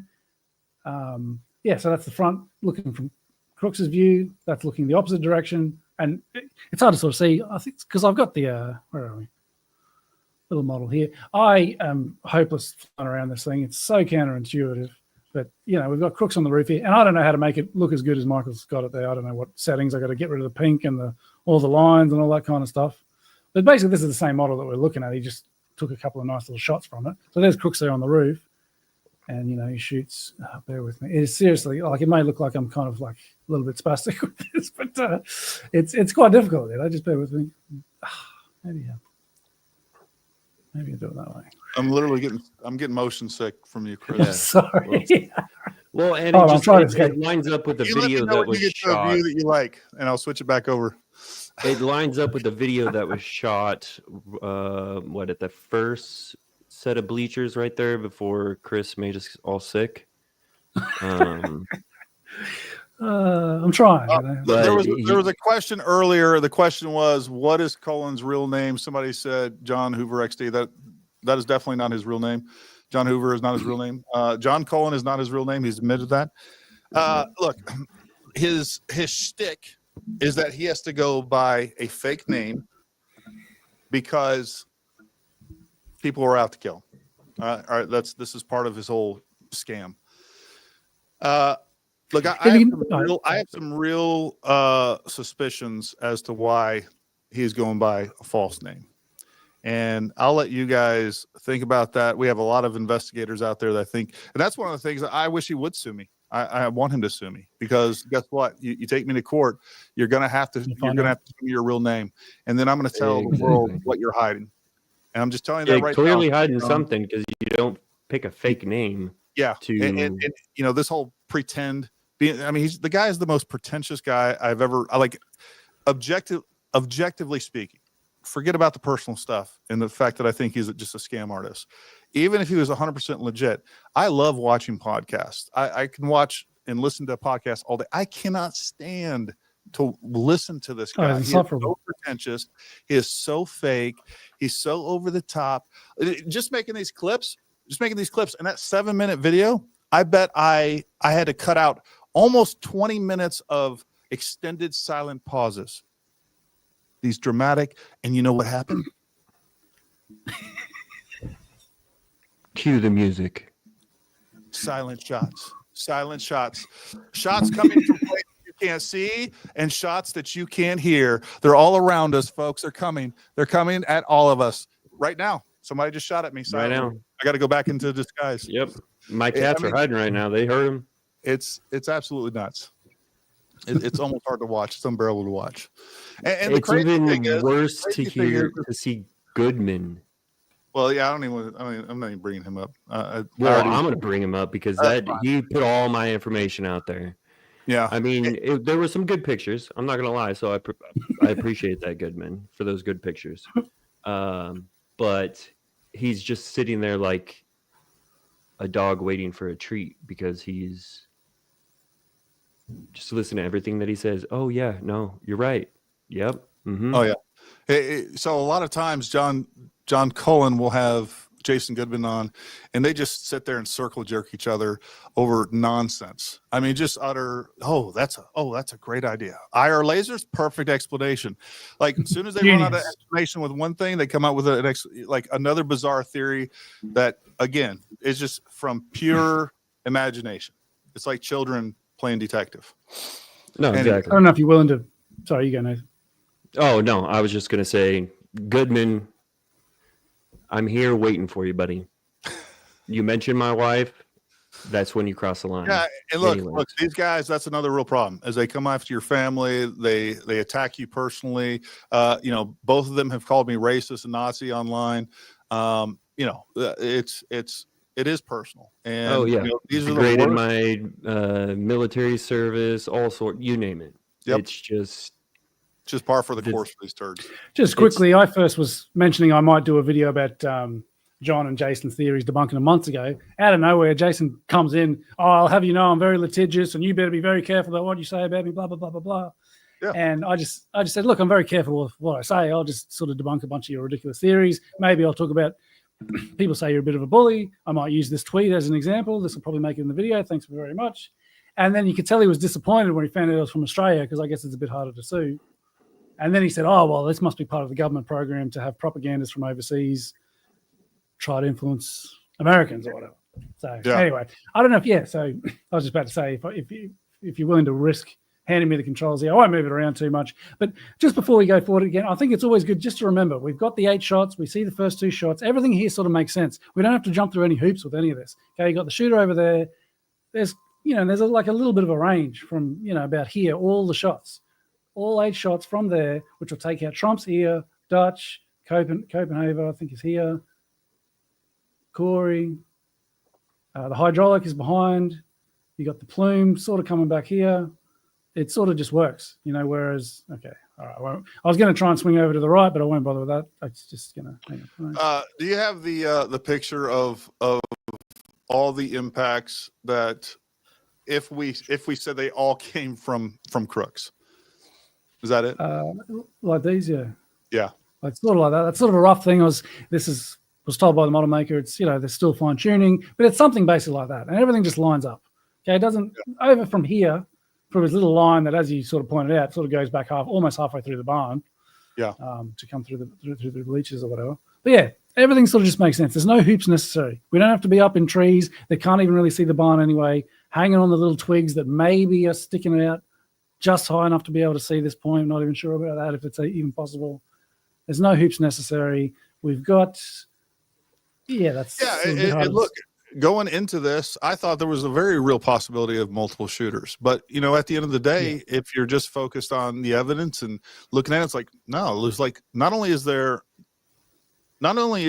no evidence of a second shooter, all the evidence points to crooks. I mean, there's just nothing that, without going into the realm of the implausible speculation and just using your crazy imagination, like nothing points to a second shooter. And you know what? If there's evidence that comes out tomorrow that says otherwise, I'm willing to accept it. And I'm not talking about, like, again, there is a big distinction what people consider evidence.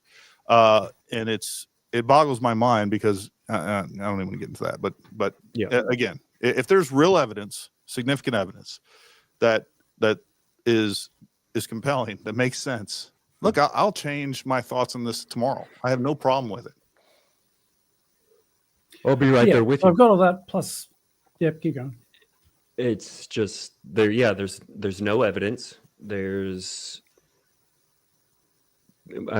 talked to people that were on the ground.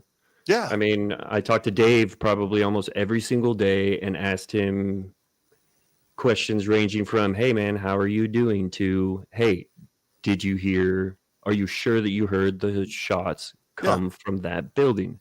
He's like, absolutely. Well, and that's the thing, too, is like I've had 2 eyewitnesses that were on the ground on my show, and they're like, look, I can tell you, I think one of them or both of them said something like, at the time, I don't remember how many shots there were, but all the shots that you could hear were coming from Crooks, his location. And they were right there, less than 80 feet away from his position. And then, of course, the people that won't believe that, they start attacking the eyewitnesses. But that's the other thing, too, is if you're going to, in any of these events, you're going to have conflicting testimonies. And you're going to have people that are over in the crowd or whatever else, like, oh, I thought shots were coming from here. Look, it's confusing when you're getting shot at. It's especially confusing when you're getting shot at, and there's two huge sound systems playing music. People are talking. We got a huge crowd. Like, it is a confusing situation. Eyewitness testimony is one of the least compelling pieces of evidence that you can take. And the thing is like, you can have 1,000 people that would give eyewitness testimony saying, hey, we know that these shots came from Crooks. But these people will latch on. They'll completely omit that. They'll say all that's bullshit. And then they will latch on to the one or two anomalies out there. And that's another real problem with this that not only Cullen does, but many people in the sphere does, is they omit what they don't like to see. They omit evidence left and right. And it's crazy. That is a crime. That's deceptive unto itself. And a lot of it is predicated on just confirmation bias. I don't even know if it's intentional, but like, they can't stand to look at evidence that points the other direction. Well, and it's the people they got in their mind that there has to be a second shooter. They wanted there to be a second shooter. Yeah, they've already been so early, and a lot of that's Cullen's fault. Exactly. And and people that wanted it so badly latched onto his crazy ideas and his pushing the false narrative of there being a second shooter. Yeah, they were so convinced early on that like they can't let go of it now. And he was, look, he did a great job. The con was done well. In the days of confusion when he came up with all this other stuff, it was an easy sell, and he's a really good salesman. I'll give him that. I think that if I was sitting there in front of him, I would have pushed back on a lot of areas, but who knows? It's hard to say for sure, but the fact of the matter is that a lot of people fell victim to that, and now they're convinced of things that actually just didn't take place. And once they were convinced of it, they weren't willing to let it go. Chris, are you getting ready to pull up are you getting ready to pull up the testimony from the snipers?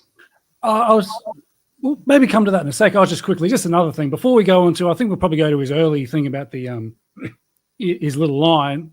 But yeah, just another thing. Not only do we have those models, we've got the audio, we've got the visual evidence. I just showed before Clay Higgins' latest thing where the latest report that just dropped the other day. Down the bottom here, even there, it said the FBI did the trajectory. Not that we trust the FBI or whatever, but it's just more things that all mount up and keep corroborating the AGR being the source of all the bullets. And that's just with this sniper testimony. And it's funny because we'll circle back to this right here in the Hercules 2 sniper that was interviewed by the Senate committee for their report.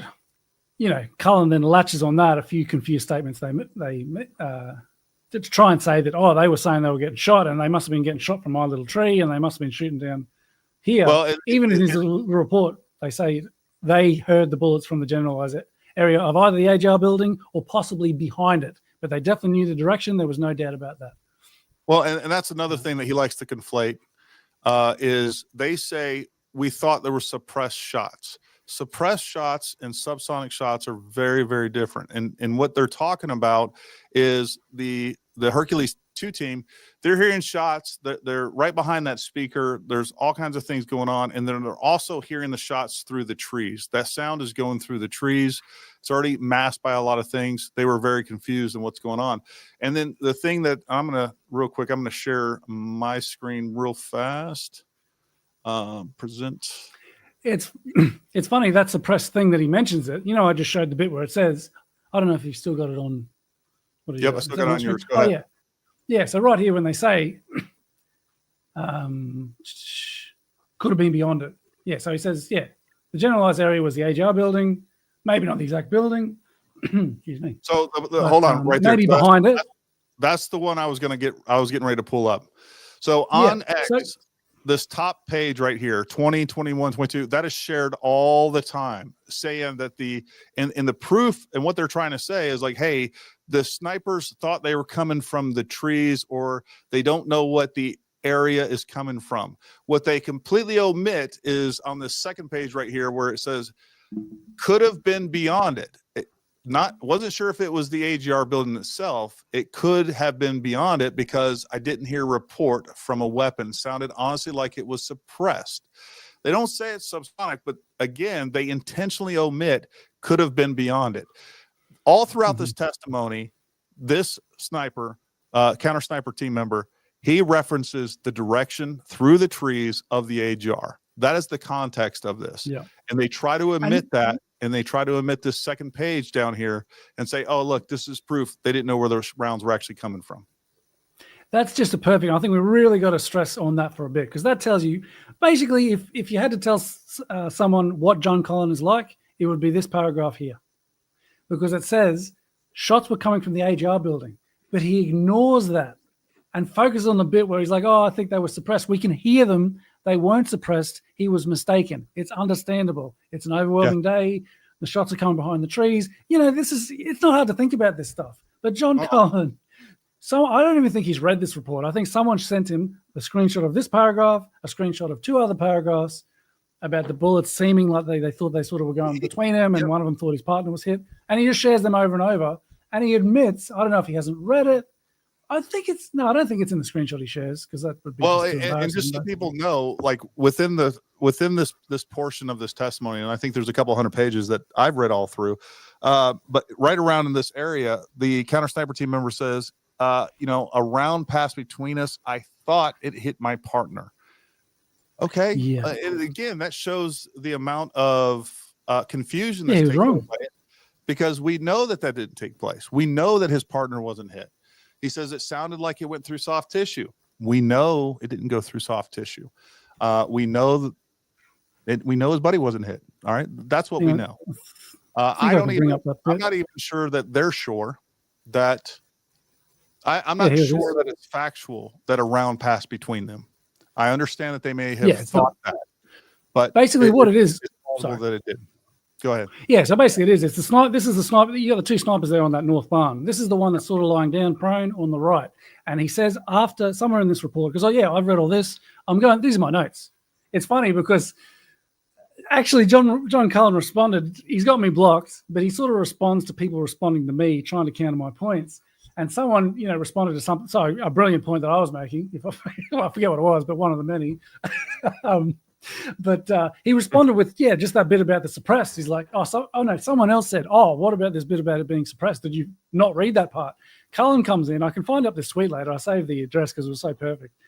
He says, obviously not. Obviously me. I haven't read the report.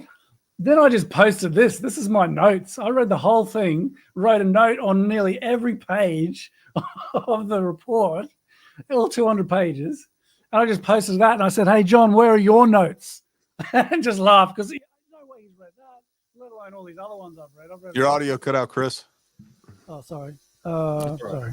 Yeah, I basically said to John, I'm like, hey, here's my notes. I obviously read it. Where are your notes? Not just on that report, but this is like 5 different interviews that I've gone through for my documentary. But anyway, that was just another little dunk on Cullen that was just too funny. But yeah, you were just saying about the soft impact. See, and that's the thing. I had my notes. I just typed in tissue.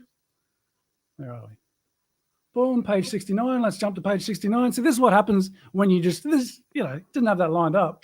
So you mentioned soft tissue because I do a bit of research, unlike John Cullen, who just takes little videos, puts little red circles around them, posts out of context screenshots. That's the level of research that he does. I do proper research. This is how you do it, John. So you mentioned the soft tissue. There it is here. He thought his partner was getting hit. He mentions it a couple of times. Yeah. So I don't know if this is with respect to your early testimony, I was going to ask this question and then we can pause. I didn't understand what you were saying, but I think based on what your counsel said, you were talking about actual shots that were fired. You said that you thought your partner was hit, and then you said impact report. Were you asking for clarification about that? No, sorry. That is a firearms term. Impact report, meaning if bullet strikes a piece of steel, the steel will ring if the bullet impacts. Yeah, does. he's, Yeah, he says he thought it was soft tissue. That was, but the report that I heard was different from anything I'd ever heard before in my life, in that it sounded as if it was traveling through soft tissue. So anyways. So he was wrong. So he was mistaken. And it's not, we're not having a go at him because people are like, oh, but he's an expert and who are you? And blah, blah, blah. Look, people in the heat of the moment, people's perception 100%. Is bad. People's memory is bad. There's so many factors going on. And, so basically with the bullet going in between them, which is, I can, once again, bear with me. I'll do it live. Bring up the notes. I just wanted to confirm that I gave him till 8:15, but John Cullen did not unblock me, and he did not send a message requesting an invitation to the chat. That's weird. A guest invitation. So that's damn. I thought he would have been more than willing and capable to defend his ideas. Yeah. Yeah, here we go. So right here, I thought that. So I wrote a note, page 15. Let's go to page 15. I should take notes, John. This is how you do research. Okay, page 15. This is a masterclass on how to research. You'll be an even more effective, con artist, John. So I mean, let's read a couple of pages, John. Yeah, you'll be able to come up with so much other bullshit by misinterpreting all these other pages if you read them. So basically, after they say after the shots, I sort of haven't read this in a while, but from memory, so they went to the hospital afterwards. So Trump went to the hospital. You might have seen footage of that. Afterwards, after the shooting happened, he gets in his car, they drive to the hospital. Still needs protection there. So these two snipers, I'm not sure about the South ones, but these two at least, they go with him. Well, not with him, but they also go to the hospital where he's at. Maybe they're on the roof there somewhere, I'm not sure. But as they're there, they're talking about what happened, as you would. Yeah. So this is the guy on the right that's speaking in this interview. I asked my partner how close he thought the rounds were to our left, and he looked at me and said, I heard them on my right. And there were approximately 6 feet between him and I when we were on the rooftop at that time.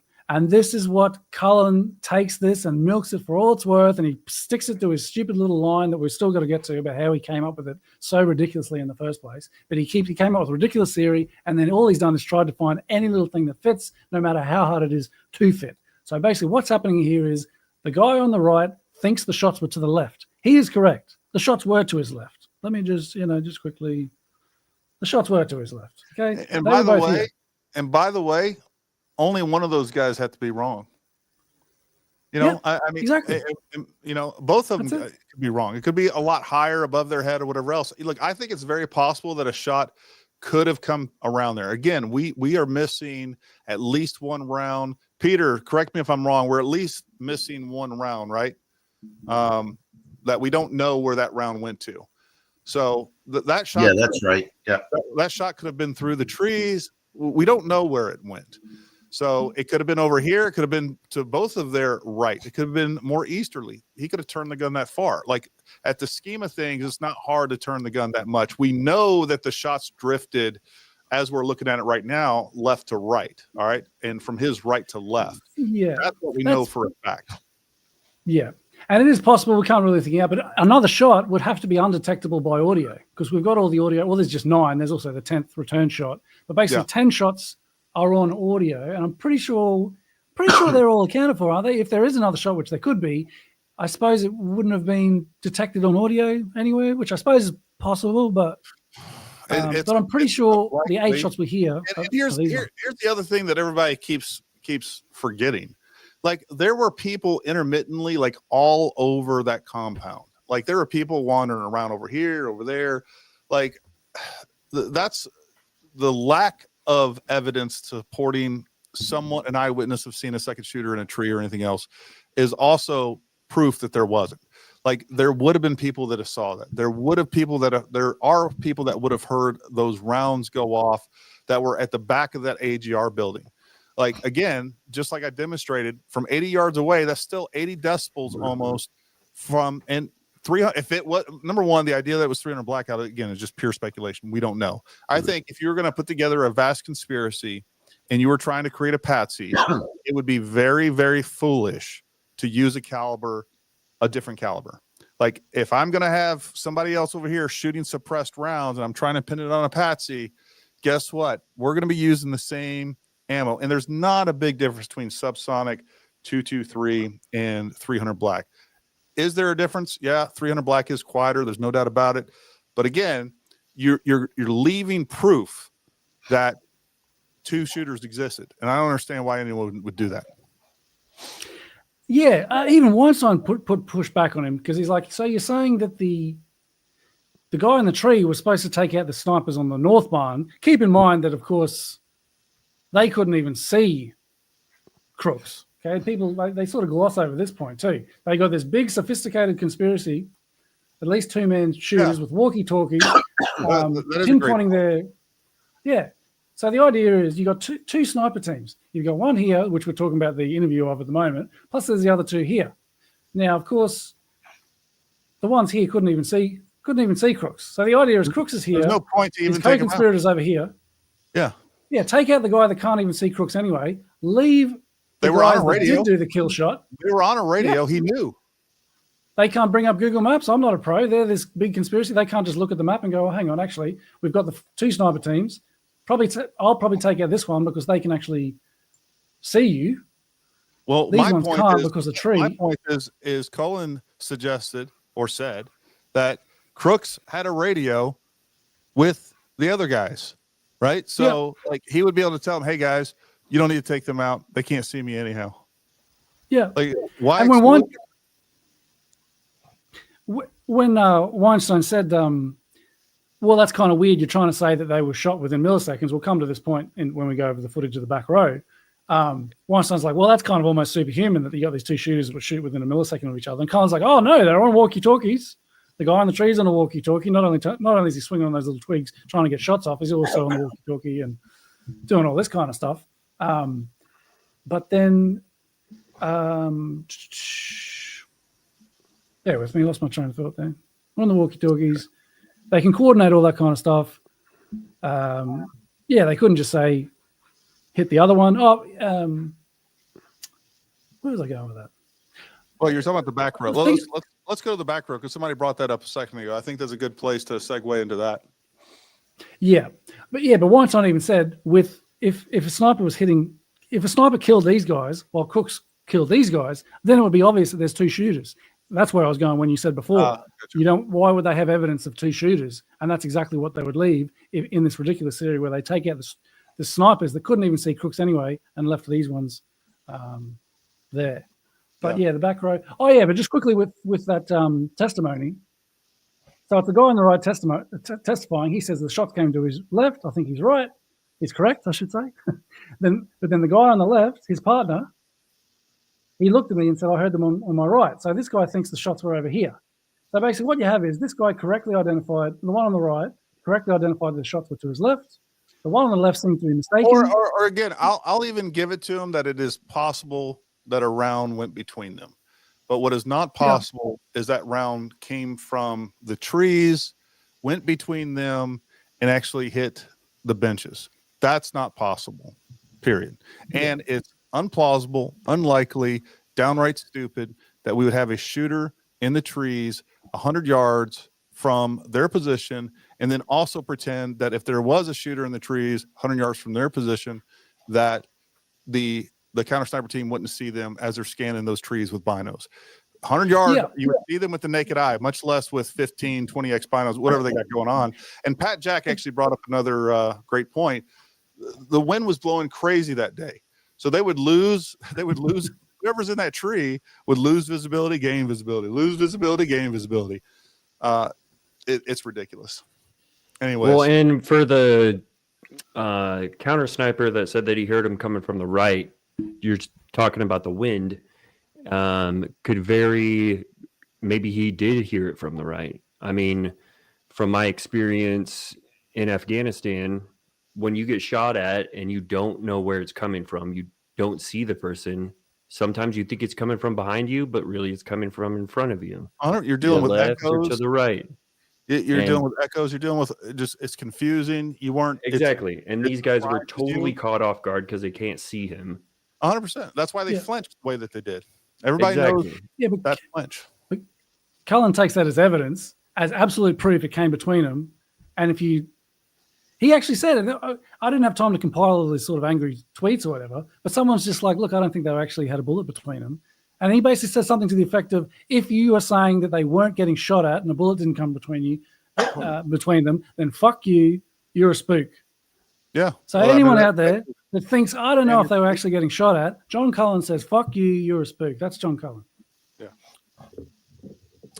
You know, but yeah, I'm just saying that if I was a spook and I wanted to create a diversionary asset that and it made sure they got lots of visibility, lots of publication, like that guy would be the perfect candidate because he has convinced a lot of people of a lot of nonsense that has been proven. And the crazy thing is these people, like literally we had this, like literally John Cullen, somebody brought another tweet up. I think I actually have this. But anyways, they literally brought a tweet up. John Cullen abused that person verbally, called them all kinds of names. And then somebody was like, hey, you know, basically stood up for him. And that person basically defended John Cullen. It's like mass Stockholm syndrome. It is unbelievable to watch in real time.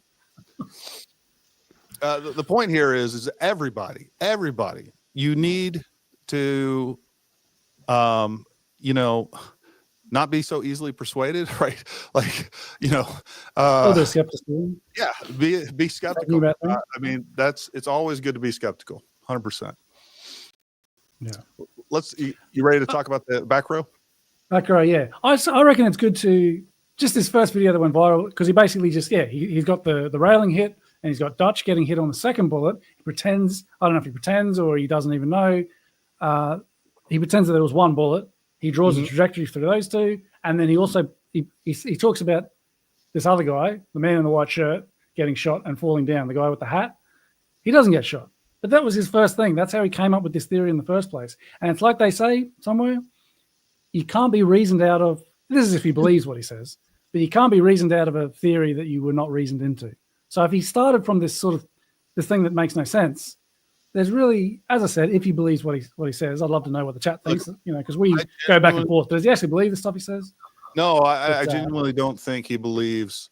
I don't either. What he says. I said if he's smart enough to turn on a computer and have a YouTube channel, he's smart enough to know that he's talking crap. Yeah, no, I don't think he. I think he spends a lot of time figuring out what he thinks people will believe, and that's what he puts forward. I really do. And he's pretty good.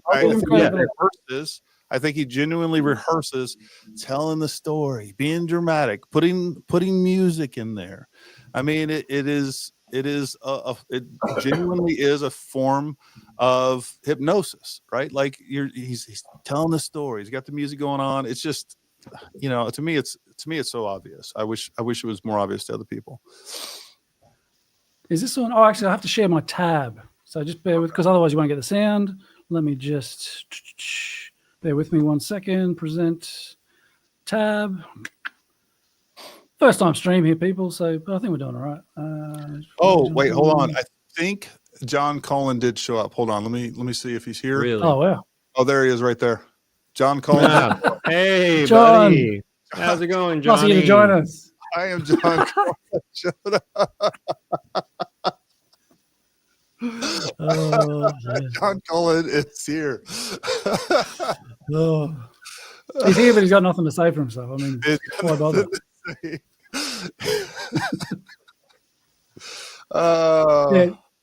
So I think I've shared it now on the tab. Well, that's a different form of hypnosis, Jason. Oh, for sure. The sexy pose is all right. If you guys haven't seen every now and then I throw in y'all in a little treat and give you the sexy pose. Yeah, John Cullen's got his music. You got whatever you're on about at the moment. That's right. But yeah, if you share my screen, I can bring up his first little thing. This is the first time I saw him, and just straight away, I'm like, this is ridiculous. And yeah, he got community noted, and then he cried about getting community noted. But yeah, I reckon we'll just play this whole thing. Question mark? Take a look what happened. Just let me know if you can't hear it. Something that said, take a look what happened. So notice on that. Well, that's the you can impact. See, for those of you who don't know, that's the impact that we're talking about. So it's a first shot. That's 65 yards from Hercules 2's position. It is 11 to 12 feet lower than their position. So we would have 11 to 12 feet of drop between their position and that position at 65 yards.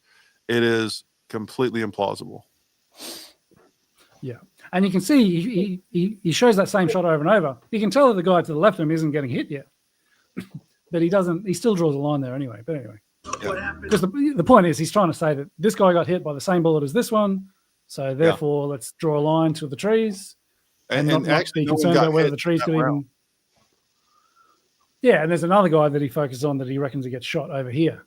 And I think Yeah, he's since adjusted it now. He just says a bullet went Yeah. near him. Yeah. But, yeah. Take a look what happened. This is all he does. He just replays things, puts a little red circle. So yeah, he reckons this guy's getting shot. I think he just slips off the. I don't know if he's standing on the bleacher seats, but they all react to gunfire. Proven that guy did not get shot. Yeah, and that's why your community knows. Most of us watching that film at the time, including me, I was like, "Oh, it looks like that guy got shot." I didn't know. Yeah, Nobody sort did. of, you know. It looked like he's reacting like to getting something. shot. He didn't. All right. Yeah. But what I didn't do was draw this Jump to conclusion. trajectory, trying to convince people that it came over the barn. And that's another thing too. Like he was still saying, well, I won't even get that. But anyways, the point is that guy didn't get shot, and that's the round that he's talking about. In a sec, we'll go to one of my videos I've got loaded up. Don't load it up now, or maybe load it up now. I don't know. Oh no, probably later. Down the bottom, I got another video loaded up called Cullen Back Row. That's where I've got clearer footage. See this footage, how grainy it is. So it's hard to sort of tell. But once you look at the closer footage, we'll go through later, you can tell basically everyone here sort of flinches to that shot. He sort of makes out, and it sort of does look like it's just the back row. But once you look at it clearly, basically everybody there's like, oh, what the hell was that? And they sort of look around as you would. When a gunshot sort of comes through here, yeah, all these people are like, what the hell was that? It doesn't mean they're getting shot or even that a bullet is whizzing right past their skin. And that's the only reason why you could flinch. I mean, there's people in the crowd 100 meters back, 200 meters back that still kind of flinch way back in the crowd. But yeah, so he reckons this guy's getting shot, but he gets up, obviously. So this is how he gets his first line. There you go, that guy in the blue, he got shot. So boom. Actually, I don't even know if he focused too much on the railing and the Dutch. It's hard to even make sense of what he's on about. But basically, a key part of this line. It's a moving target. Is this guy. And this music, this is just kind of offensive. He was challenged by Weinstein about his music because Weinstein at least knows the psychological effects of putting music to sway people and you know, you get emotionally thinking music, you know, it's not, that's not how you should come to conclusion. Weinstein, when Weinstein, when Cullen was on Brett Weinstein's Dark Horse podcast, Brett Weinstein actually called him out on the music. He's like, why are you playing all this music on there? And he actually talks about, you know, the emotional impact of music. Yeah. And, you know, at the end of the day, people are getting shot and Corey dies with this footage. So it's an extra level of offense. And that's the other thing I quickly would like to point out. The most important part of this to me, and I imagine to all of us here, is that Corey Comparator was killed here. Yeah. Cullen never shows any reverence whatsoever to that. This is all a game to him. He'll put dance music over his death, basically, which is offensive in its own right. And one of the main reasons why I think I was keen to be here, because not only is he seemed to be a grifter, spreading nonsense, discrediting real research into this, he just has complete offense to the victims. And I don't usually get sort of high and mighty like that with, you know, conspiracy theories about, you know, 9/11 or whatever, because people died and maybe you shouldn't. But this, I don't know, there's just something really offensive about him in general. And I just thought I'd mention it. So this music. I think you covered it when you said in general. Yeah. It says there, first shot hits 2 bystanders and the railing. The railing is hit by the first shot. None of the other bystanders were. The first shot, I'm pretty sure, hit Trump's ear and hit that railing. It didn't hit any of these bystanders, right? I don't think so. Some people are still arguing about, no, I'm pretty sure it's safe to say Copenhagen wasn't hit on the first shot either. I'd like if someone else can join in with mention about the hydraulics getting hit. I think that was the first shot. I don't know, but it looks like the rail was the first shot. Trump's ear was the first shot. Yet he has it all backwards. He basically says it's one shot that hits 2 bystanders and the railing. You got the railing part right. How does that even line up with the hydraulic line? His line doesn't even actually. Am I looking at the wrong thing? No, that's the hydraulic line, isn't it? Yeah, that's the hydraulic so line. What the hell's he on about? He says hydraulic line's hit by the first shot, and then the second shot came this way that it looks like it hit the hydraulic line. So even in this one shot, it debunks itself. It Right. goes along with no, it does. I mean, nothing he says makes sense, and yet he convinces so many. Yeah. Just keep doing the same song. Uh-oh. No, it didn't.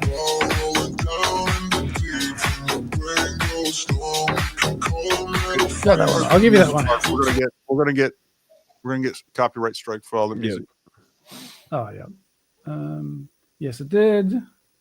No, we don't. Watch. I'm John Cullen. We won't stop. What a cornball. I don't know if so he had that one, then he got community noted. Bear with me, where am I? I don't know why he adds that in there, but yeah, so community noted. The entire theory revolves around a man in a white shirt in the southern bleacher being shot. That's the guy that we saw slipping. Videos from after the shooting show that I read that as helpful. I remember at the time. I'm like, yeah, thank you. A little bit of integrity, community notes for the win. He was not shot. He takes out his phone to film Trump being escorted out of the area. Actually, I haven't seen that part, but there you go. The guy definitely wasn't shot. So he's since refined his theory. And basically ever since then, he's been crying. What do you have to say for yourself, John? I want answers. Like, John, it doesn't even line up with the hydraulics. What I think just caught that then. I mean, geez. Look, the other part about this, the other big part about this, or the announcement that we want to make is number one, myself, Chris, Nate, and a couple other folks. Look, we've been working together the last week or so on this, and John, I basically put it out there. I was like, hey, look, I'm taking John Cullen down. I'm going to show the world that he is a fraud. Who wants to jump in on this? And we had several good folks jump in. But most importantly, besides that, the other thing that we've been doing is we've been doing additional work on this. I think I'm going to do another trip up to Butler early January. There's still some information gaps that I'd like to get to just kind of confirm or deny some different things and just have some more information that we don't have now.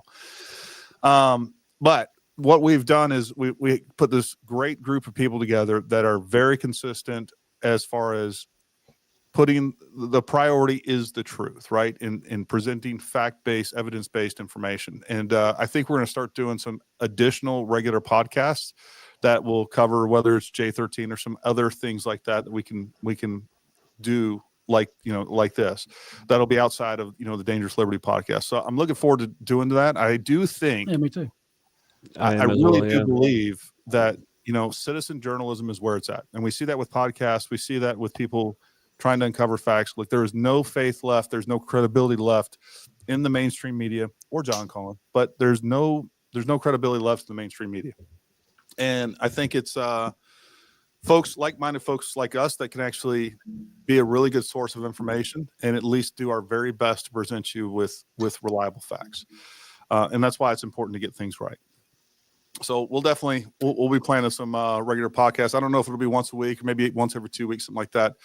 We'll have to work it all out, but I'm pretty excited. These are some great folks, and I think they have a lot to contribute.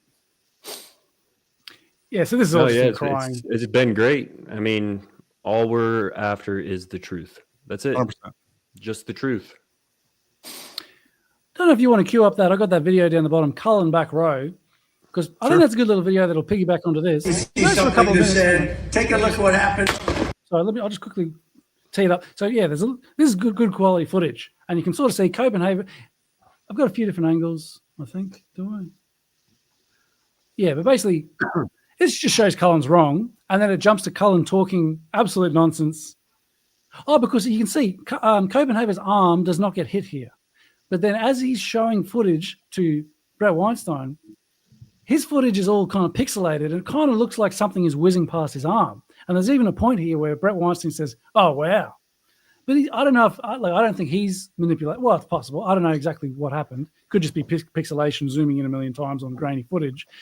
But basically, you can see here Copenhagen's arm on the right. That's the guy with the sort of hat on the far right of the screen right now. He doesn't seem to be hit at all in the first three shots, let alone the first one. But on Cullen's video that he shows to Weinstein, you can sort of look. There's some kind of artifact around his arm. And Weinstein goes, "Oh wow, it looks like he's getting," and it does. Even me, I'm like, "Oh wow, hang on, I'm pretty sure the other footage doesn't have that."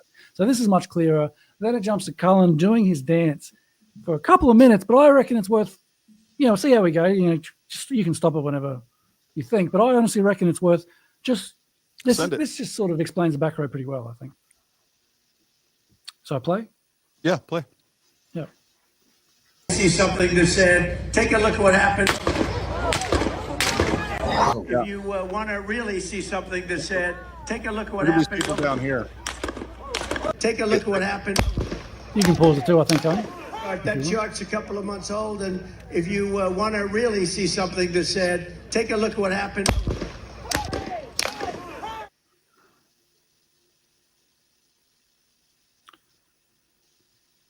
Actually, I think I might have. Oh, this isn't the video I wanted to show. What happened? What happened? All right, I mean, definitely look like. I guess I can't pause it or it does this lag. But even people down here, all these people are take a look at what I think there's a lag. Maybe I'm trying to pause it, then you try to pause it, and then you unpause it. But yeah, say something because I got the wrong video. I have to quickly export the one I meant. But yeah, if someone could, I mean that talk works. for a little bit. No, that this actually works. Something that said, take a look at what happened. Just to show Cullen talking about it. So bear with me. Maybe I mean we can still, but take a look at what happened. 2 seconds. Take a look at what happened.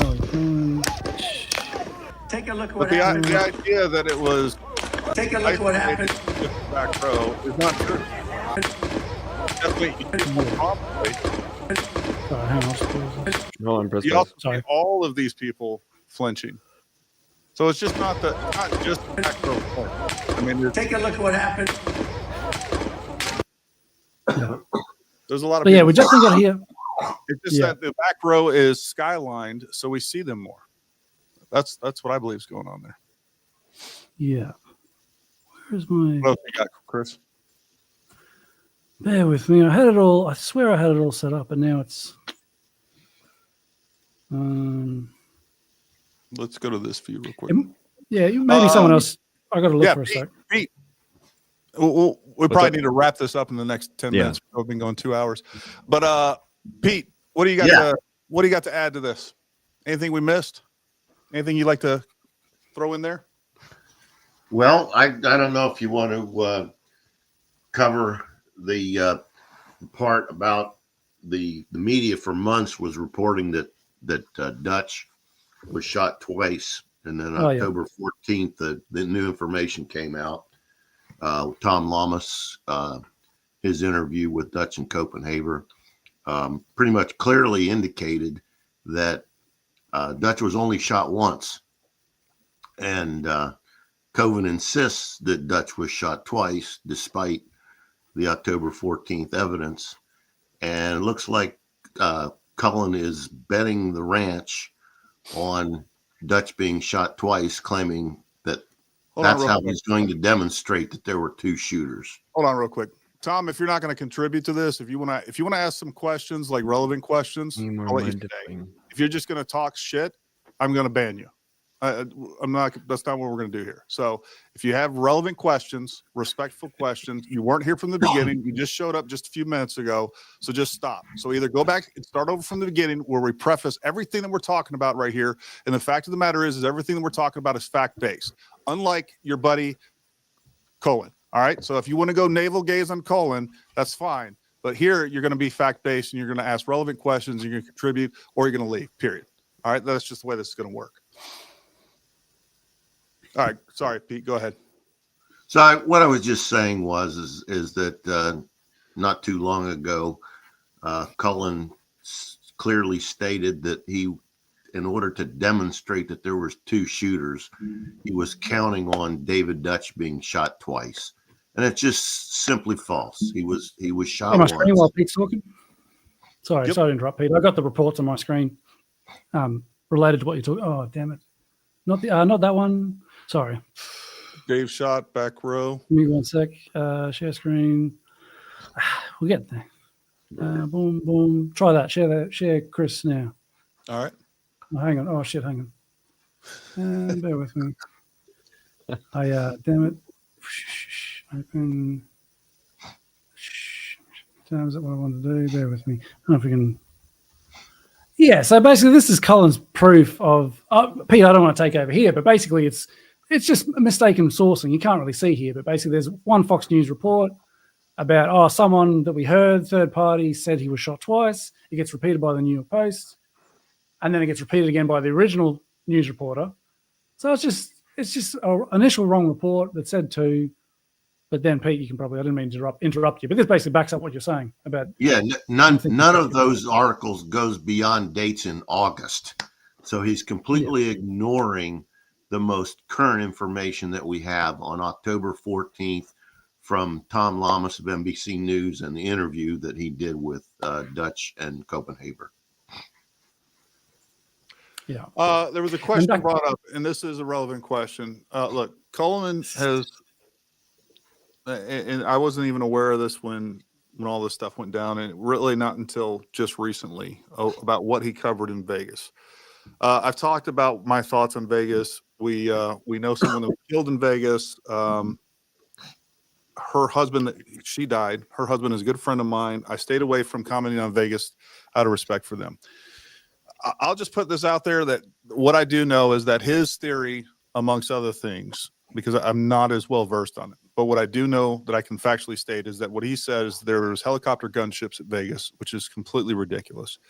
There was also a lot of other tactical teams supposedly moving around that I think is highly preposterous as well. But I'm not the well flashbang thing you were saying. Yeah, like we've talked a little bit about that. Maybe that's another episode, because I do think it's worth covering, because that is actually what ended up with him on Brett Weinstein's podcast. Weinstein actually cites that. He's like, he did some amazing work on Vegas. Like, you at least, and he doesn't even say it's factual. What Brett Weinstein is very careful about what he says, but he says you at least present an alternative that explains everything, something along those lines. So I don't want to get into, look, even today, even preparing for what I was preparing for, I came across 50 other things that I either missed before. Like anything you watch of his, it's trash. Like, it is so unfactual. It is the ravings of, well, it's just garbage. It's like, it doesn't make sense. The average person would laugh at it. But when he's presenting it in the way that he does, and in a certain situations, I think a lot of people find it more compelling than they should. That's for sure. I've loaded up that video on the back row. That might be a good way to. Just there's a quick mention of the male black horsefly drone from somewhere in the chat. That was another thing. Anyway, so there's a bit of footage, and then Cullen. Take a look at what happened.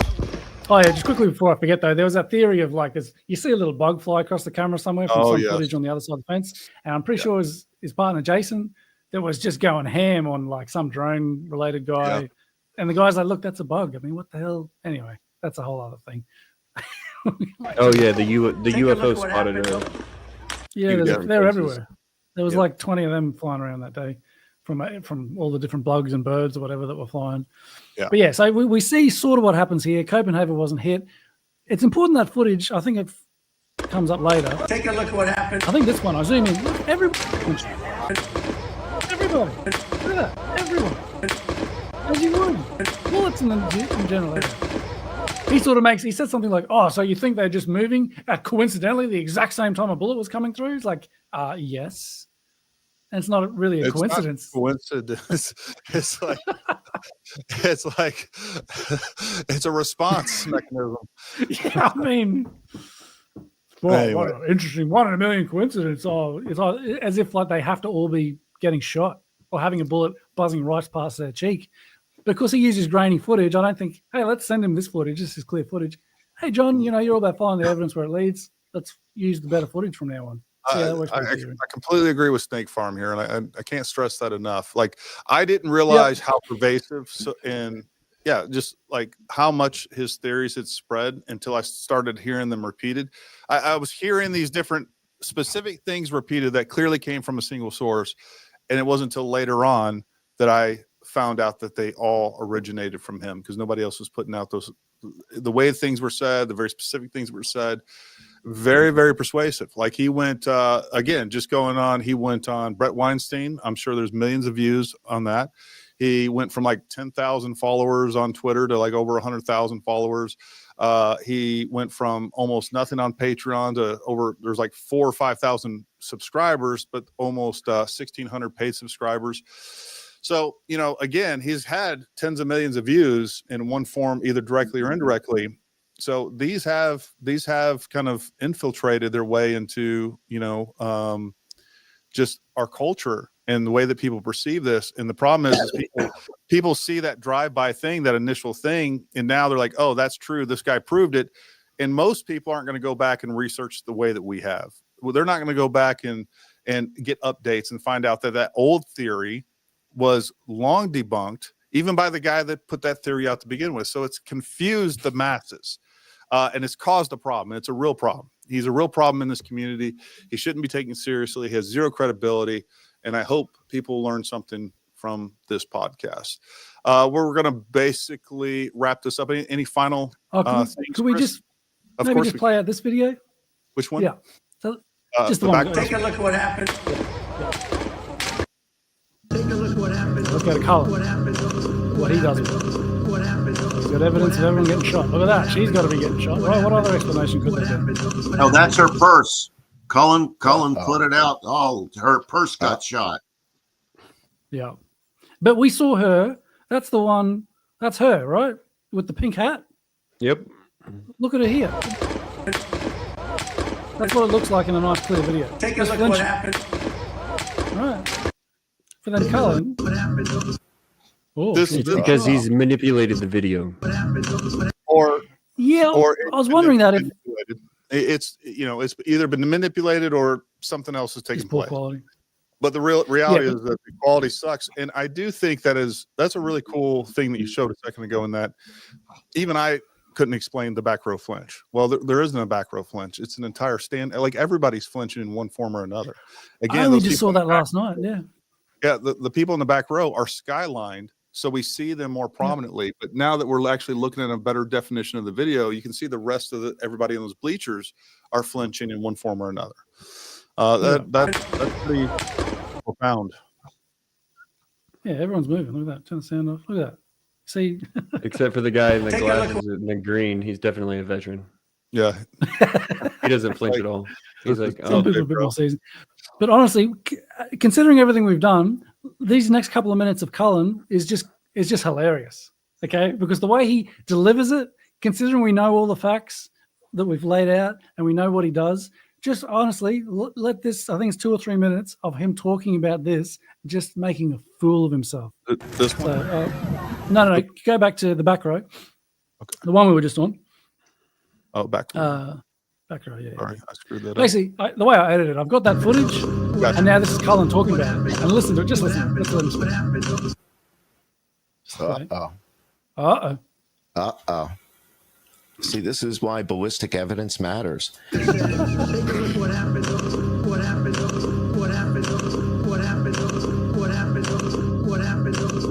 Couple more times, John. This is why ballistic evidence matters. So profound, you say it twice. It dawns on me, dude, let's look at everybody in the back row. Let's go down the back row. We're looking at one shot. Do we see evidence of a kinetic disturbance as it moves down that row? That's what I'm looking for. Not really. No. Do I see evidence of a kinetic disturbance as the shot moves down the row? So now we're going to isolate everybody in the back row on the same shot. Watch this. They just said, take a look what happened. The guy lifted his head like a centimeter. But this guy, yeah, okay, he slips. That looks a bit funny, but he's fine. He gets up. He's not shot. This guy turns his neck. People thought he was getting shot in the neck. We saw that lady, just flinching as you would. I don't even think there's much movement there. Like, it's just he moves his arm, but he doesn't get hit until later, I don't think.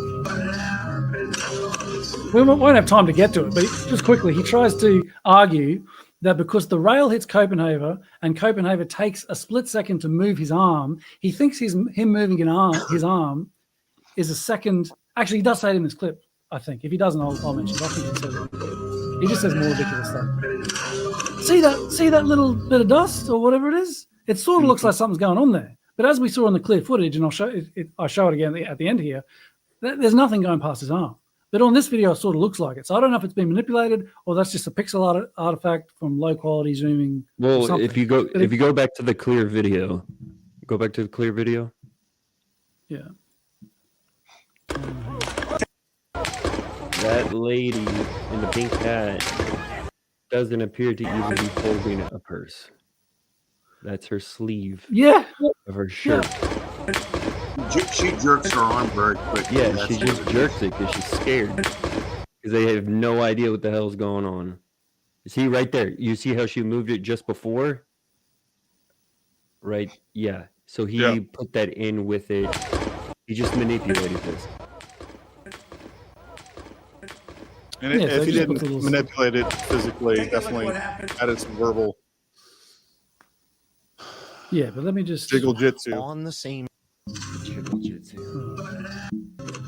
Okay, so these people, there's still more funny stuff to come in this clip. Okay, so everyone's getting shot, and he's like, I haven't just got 2 points on the line, I've got 4 points on the line. I always want to have. Look at that. See that? That's what he said. That's not real. That's like an artifact or something. Yeah, it looks like something's there, but it's not there in the clear footage. Wow. And hear that, even Weinstein. And I don't blame him. Even me, when I saw that, I'm like, oh, that looks like something. But see how this is how he tricks people. You can hear Weinstein react to this footage. Well, I mean, this is just delusional. Right, listen to Weinstein. Well, look, I mean, the fact of the matter is, I think on some of this, we don't know what they're feeling, how they're reacting. People do weird shit, man. People just do weird shit. And that's the thing is, like, I've said this before, we could take some footage of a completely different rally or another big event like this and look through all the footage of it and just pick out all kinds of weird stuff. That just happens on a regular basis, much less when you throw some sort of, you throw some sort of event that is traumatic or other stimulus whatsoever. People are going to react strange. It's just the way it is. Could we just show the last minute? Oh yeah, just to keep me happy. He's got more humor for us. We got to end with some more laughs. Just send it.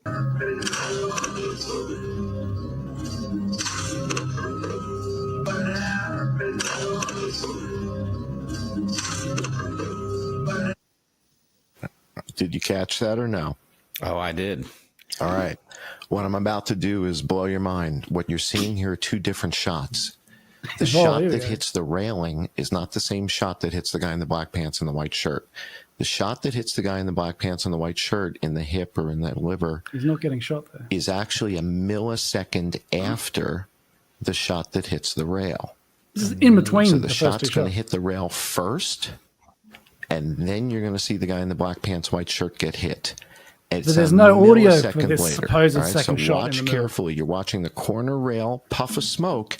Then the guy in the black pants, white shirt gets hit. That wouldn't. So just pay attention to his theory. At the end, it shows the footage again, and you can see shot goes off. He reacts maybe a little bit slowly, and then after that, there's the second shot that you can hear. There is no audio of any shot when he lifts his arm. He's come up with another invisible bullet if he's thought that far ahead through it. Doesn't make any sense if that shot's coming from Crooks. What you're seeing now are two different shots. The first shot traverses the back row. The second shot hits the guy with the black pants and white shirt. Watch closely. He's not even getting to the second shot. This is just the one shot that hits the rail and the guy reacts. And he takes the guy reacting as evidence of a second shot in between the first two shots. And as I said, I don't know whether he's looked into it this closely, but just remember that when we show the footage again at the end, there's the shot, he moves his arm, and then there's shot two. He's trying to say in between that, there's some other shot from a second shooter. It's just ridiculous. And see, that's what he does. Two red circles will fool people. No, it's not. This is when I figure it out. Dude, I figure it out in real time. Figured it out. So impressive.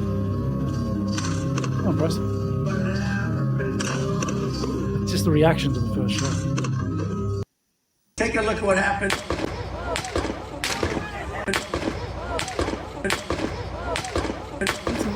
flinch. Some of those Yeah.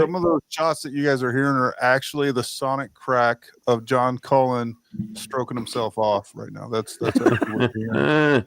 Look what happened. Yeah. His own ego. At extreme speeds. Yeah. Just him stroking his own ego. Jiggle Sonic crack of it. jitsu. Yeah. I don't know if we can wrap with my 1 minute video. It just says audio intro. Because once again, we've seen the theory, 8 shots. Actually, let me just go back to the start. So we've got all these crazy theories of the trees from the AGR window, yet we can see the first 2 shots come from the AGR roof. And then we can tell from the audio footage, audio recording, whatever, waveforms, lining them up, syncing the first shot. We can tell that not just those 2 shots, but the whole 8 shots all came from the same spot. And then the return shot came from a different location, as you can tell by the bullets hitting the microphone at the same at different times and becoming out of sync. So you can hear shot number 9. I think it's left first, then right. So just compare all the hoops you got to jump through with John Cullen versus just the basic. You got a guy on the roof. He shot 8 shots from the really roof. any at this point, the other thing that it covers is any second shooter theory as well.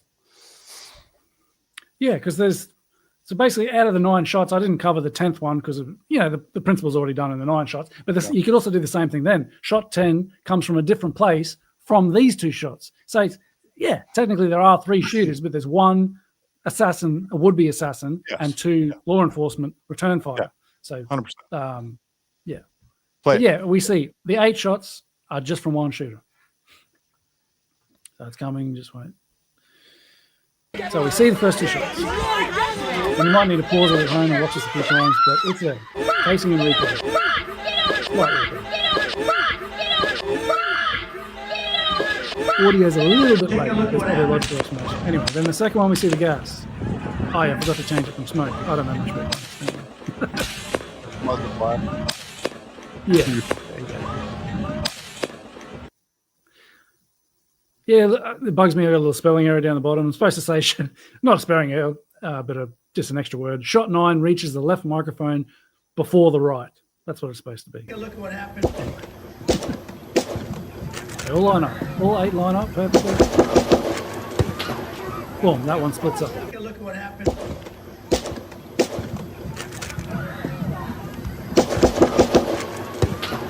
Different locations. And boom, that's how you do it. That is how. So what do you got, done. John? I'd love to hear your response. John, you apparently didn't have the balls to come on here to defend he's yourself, on here. but, He's right here. Oh, John, okay. What do you reckon? I think we got you by the balls, don't we? Yeah, just what I He's thought. got nothing to say. He's got nothing to say. I know.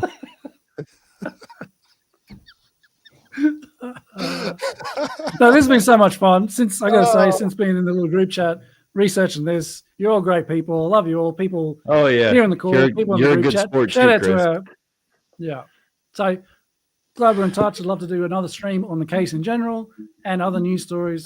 Happy to be here. Sure, we'll do plenty more. Good question. There we go. I've been corrected. I don't mind being wrong. Cullen doesn't have balls, so I don't have him by the balls. Whatever. Yeah.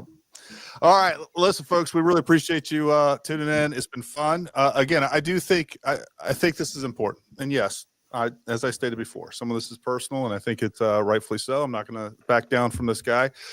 He picked a fight that he will not win. It's not going to happen. I forgot to mention, you called me a bunch of names. I'm going to expose the world.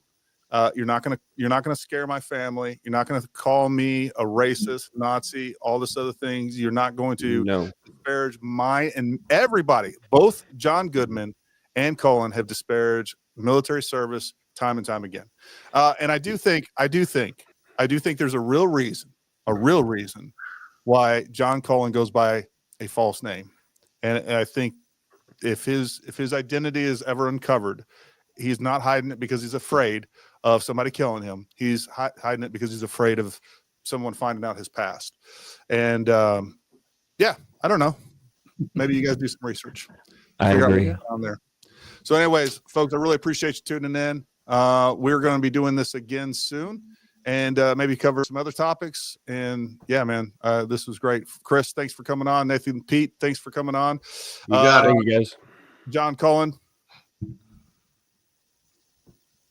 Thank you Anything for last appearing on the words? show. We really appreciate it. We really do appreciate it. We got some other folks. Oh God. Let me get our big screen up here. Oh yeah, were we got going to some other take folks any? here. Oh, yeah. I was going to say with any questions from the chat, but we got a couple other people in the backstage that are listening that are part of this group that again didn't want to jump on here. Pete, thank you for coming on. It's going to be look, I'm really excited about some of the things that we can do in the future when it comes to providing people some perspective, truth, and interpretation of what's going on in the world. And we can do it with let people know that we're going to do it with integrity, with honesty, and do our best to cover facts. That's really what it comes down to. So anyways, folks, thank you for tuning in. Make sure you like, subscribe, all those things. Make sure you do all your Christmas shopping at ParamountTactical.com. But until next time, stay armed, stay ready,